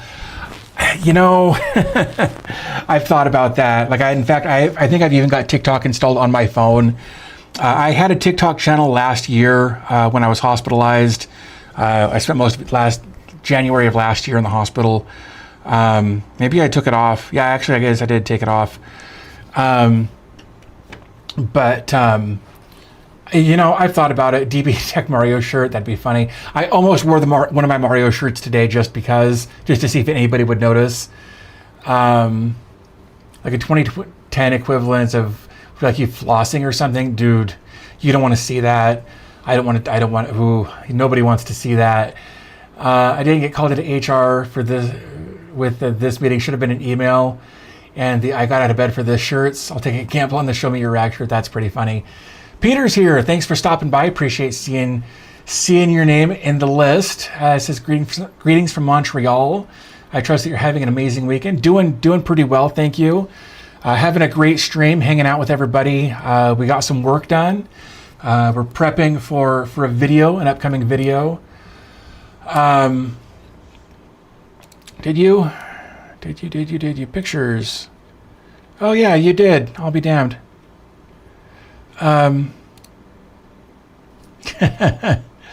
Yeah, if in case you're not in the Discord, there was that. I could probably do a spoof on that somehow. But no, definitely merch is coming. I'm working on merch. I've got several different things in the pipeline for that. You can share with the stream, all good. Yeah, it was just that one picture. Yeah. So yeah, lots of stuff to take care of on this end. Like I said, I gotta actually make the content that goes on these. Now that I've got this, I can actually start working on something, and at least getting that part of it fleshed out. In the meantime, while I'm working on that, I can also be printing things. I need to get my printer set back up and running. I need to make sure that it's got enough filament on it. I think it does. I got to decide if I want to print in black or white. I think a white rack would look really good. But I don't know what color filament I've got on there and how much I've got. I'll have to take a look and see approximately 25 grams. Okay, that should be fine. Maybe I'll mix and match. I don't know. I'll figure, grab some PETG. Bro, you're killing me.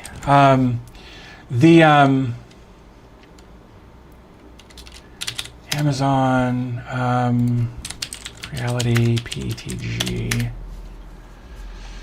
Just want to see, man, that's actually a pretty good deal too. It's better from the heat device. The whole rack is printed in PETG. Wow. PETG has gotten cheap. I tried doing the just PETG or whatever. The problem that I had when I tried it in the past, printing with the PETG stuff is my printer was open air. It was a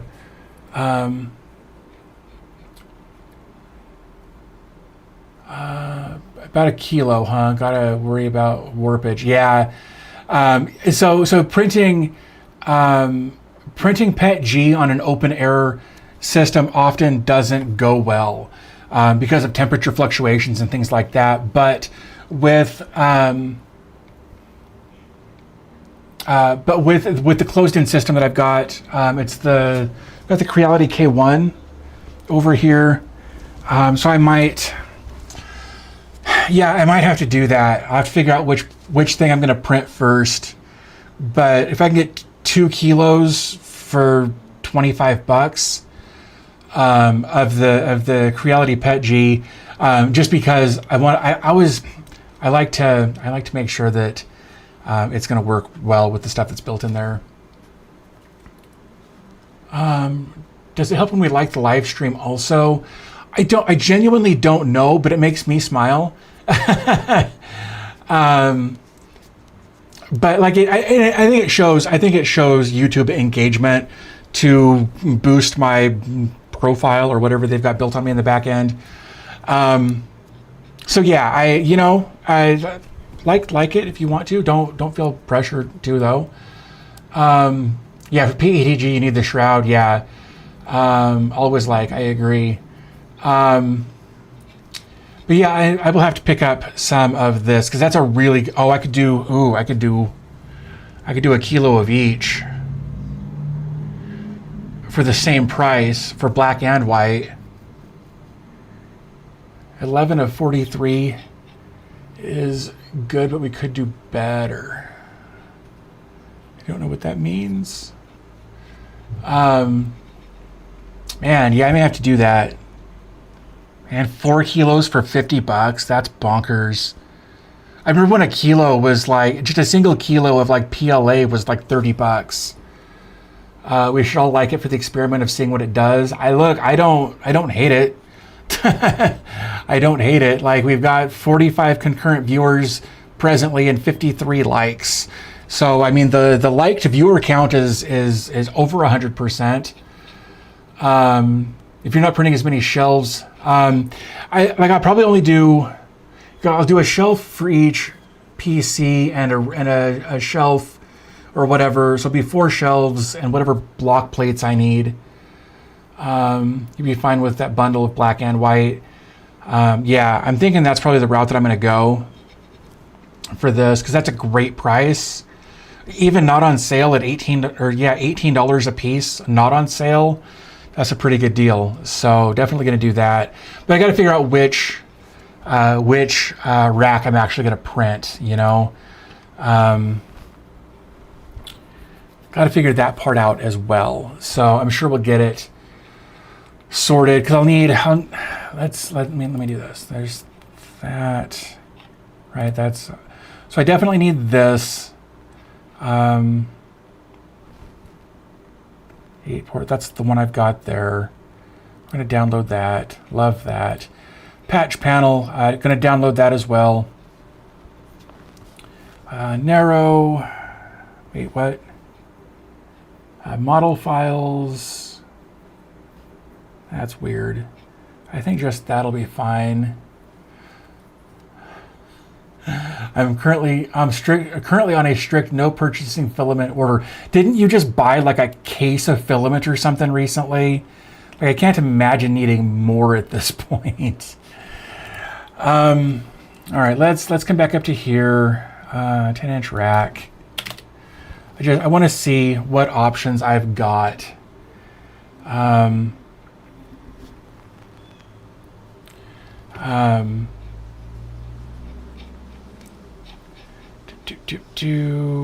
do 6U.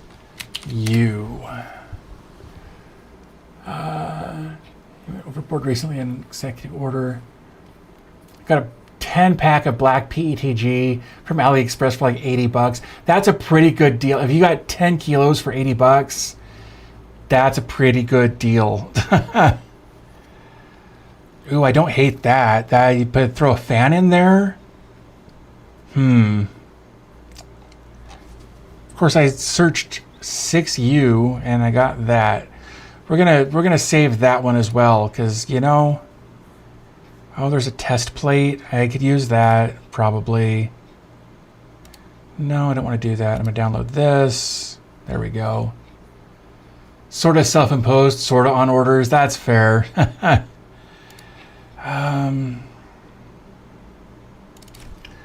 Can I do it this way? Well, that's not gonna do me any better.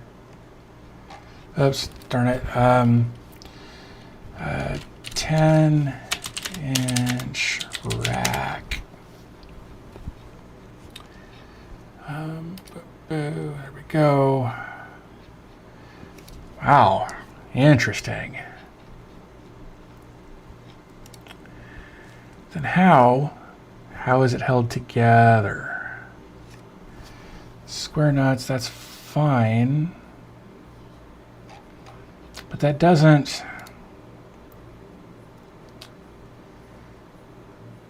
Oh, I see.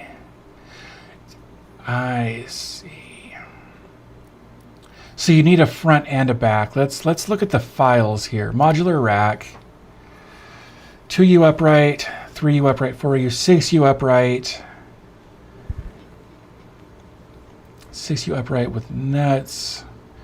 Handle, gusset. Rack mounts. Oh, that's there too. Awesome. All right. Huh. Going down, it really is dangerous to do that, to go down the 3D printing rabbit hole. I need to see a different angle on it, I guess. Oh, I see. Okay, that's what I was looking for, was that. There's not a great... Can I do it this way? There we go. There's front. Okay. I see. Sorry, I'm just trying to figure out what they've done here. I feel like I would have this up there at the top. I feel like this rack might actually work. And it's super customizable. Like here we can see they've got a couple of 3s, but in the back they've got a 6. Or an 8, I guess they've got an 8 in the back. I mean, this might be it right here. Because then I can print parts as I need them. And I think I've got the screws already that I need. Because down here it mentions somewhere in the details.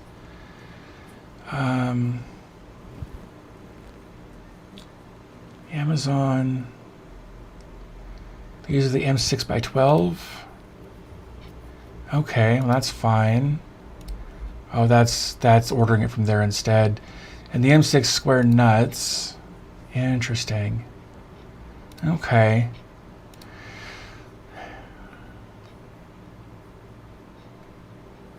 The rack relies on the 10-inch rack components for holding the two sides together. To connect the uprights to the parts, use the provided gusset plates. Okay, that makes sense. That makes sense. Yeah, I think this would be just fine, and I actually kind of dig that. Yeah, I think I can kind of mix and match, piece this together, and I think it'll be just fine. I think this will be the one I'll do. But now comes the matter of printing all of the different pieces that I need for everything. I think some of it's going to be in here already. The files, modular rack mounts, there we go. 3-port keystone panel. I need, it's the B-Link S12, really? Can we, oh, I don't have that. Because the B-Link S12 isn't that much different than the S13, I don't think. So that might facilitate a good chunk of that. That's fun. ProDesk back support, main rack mount, USB charging hub. There's that. It's fine. Step files, that doesn't help. Yeah, I think this might work. I think I will just have to. Heard they were kind of smelly. Yeah, my understanding is very much the same on that as well for those resin printers. I've wanted a resin printer for a long time, but I don't use the filament printer that I've got very often. So it's whatever. Probably not going to happen. That one seems way more complicated than it needs to be. Yeah, maybe. It'll probably be easier for me to make my final decision once I've downloaded some stuff and opened it in. Do we have Creality? No. Let me see if I can get the Creality. So while we're here, software. K1, let's do this. Print. Modeling slicing software, that's the one. Okay, we'll give this a minute. We'll download this.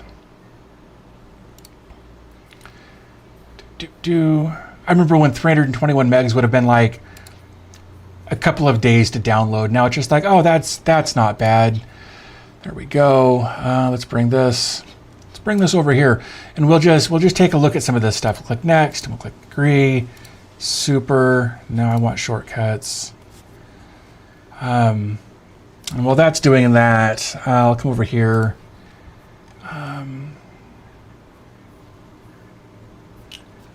We'll see. Let's just download. Can I just download all files? Outstanding. All right.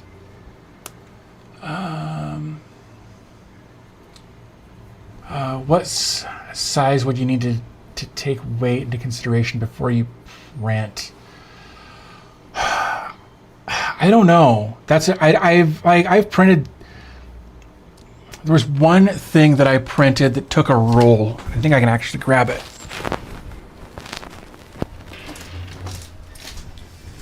Yeah.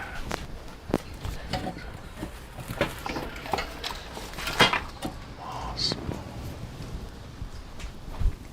Sorry, I'm actually really glad I was able to find this. Let me go back to me. I printed this. This is, I mean, that's sideways, obviously. It's meant to be printed this way. This took about a kilo. And it's 1, 2, 3, 4, 5, 6, 7. It's 7 different pieces. This is a moss pole for like viney plants to grow up and that sort of thing. And then up in the top, it's got this is actually a water tower that will drip water through the moss that the plants can actually connect to. This was one of those spools that changes color. That like, is it variegated or something? Anyway, the spool changes colors as it goes through the spool. And I had a couple of prints fail, so I'd have to print to the next, to get from here to here. If this failed, I'd have to print through all of the colors to get back to here, so it could be as continuous as possible. And it's not perfect, but I'm still pretty happy with it overall. But this took days of printing, and I think like a full kilo to print. So beyond that, and part of it would also be, you know, like how much infill are you doing? And the nice thing about a lot of these,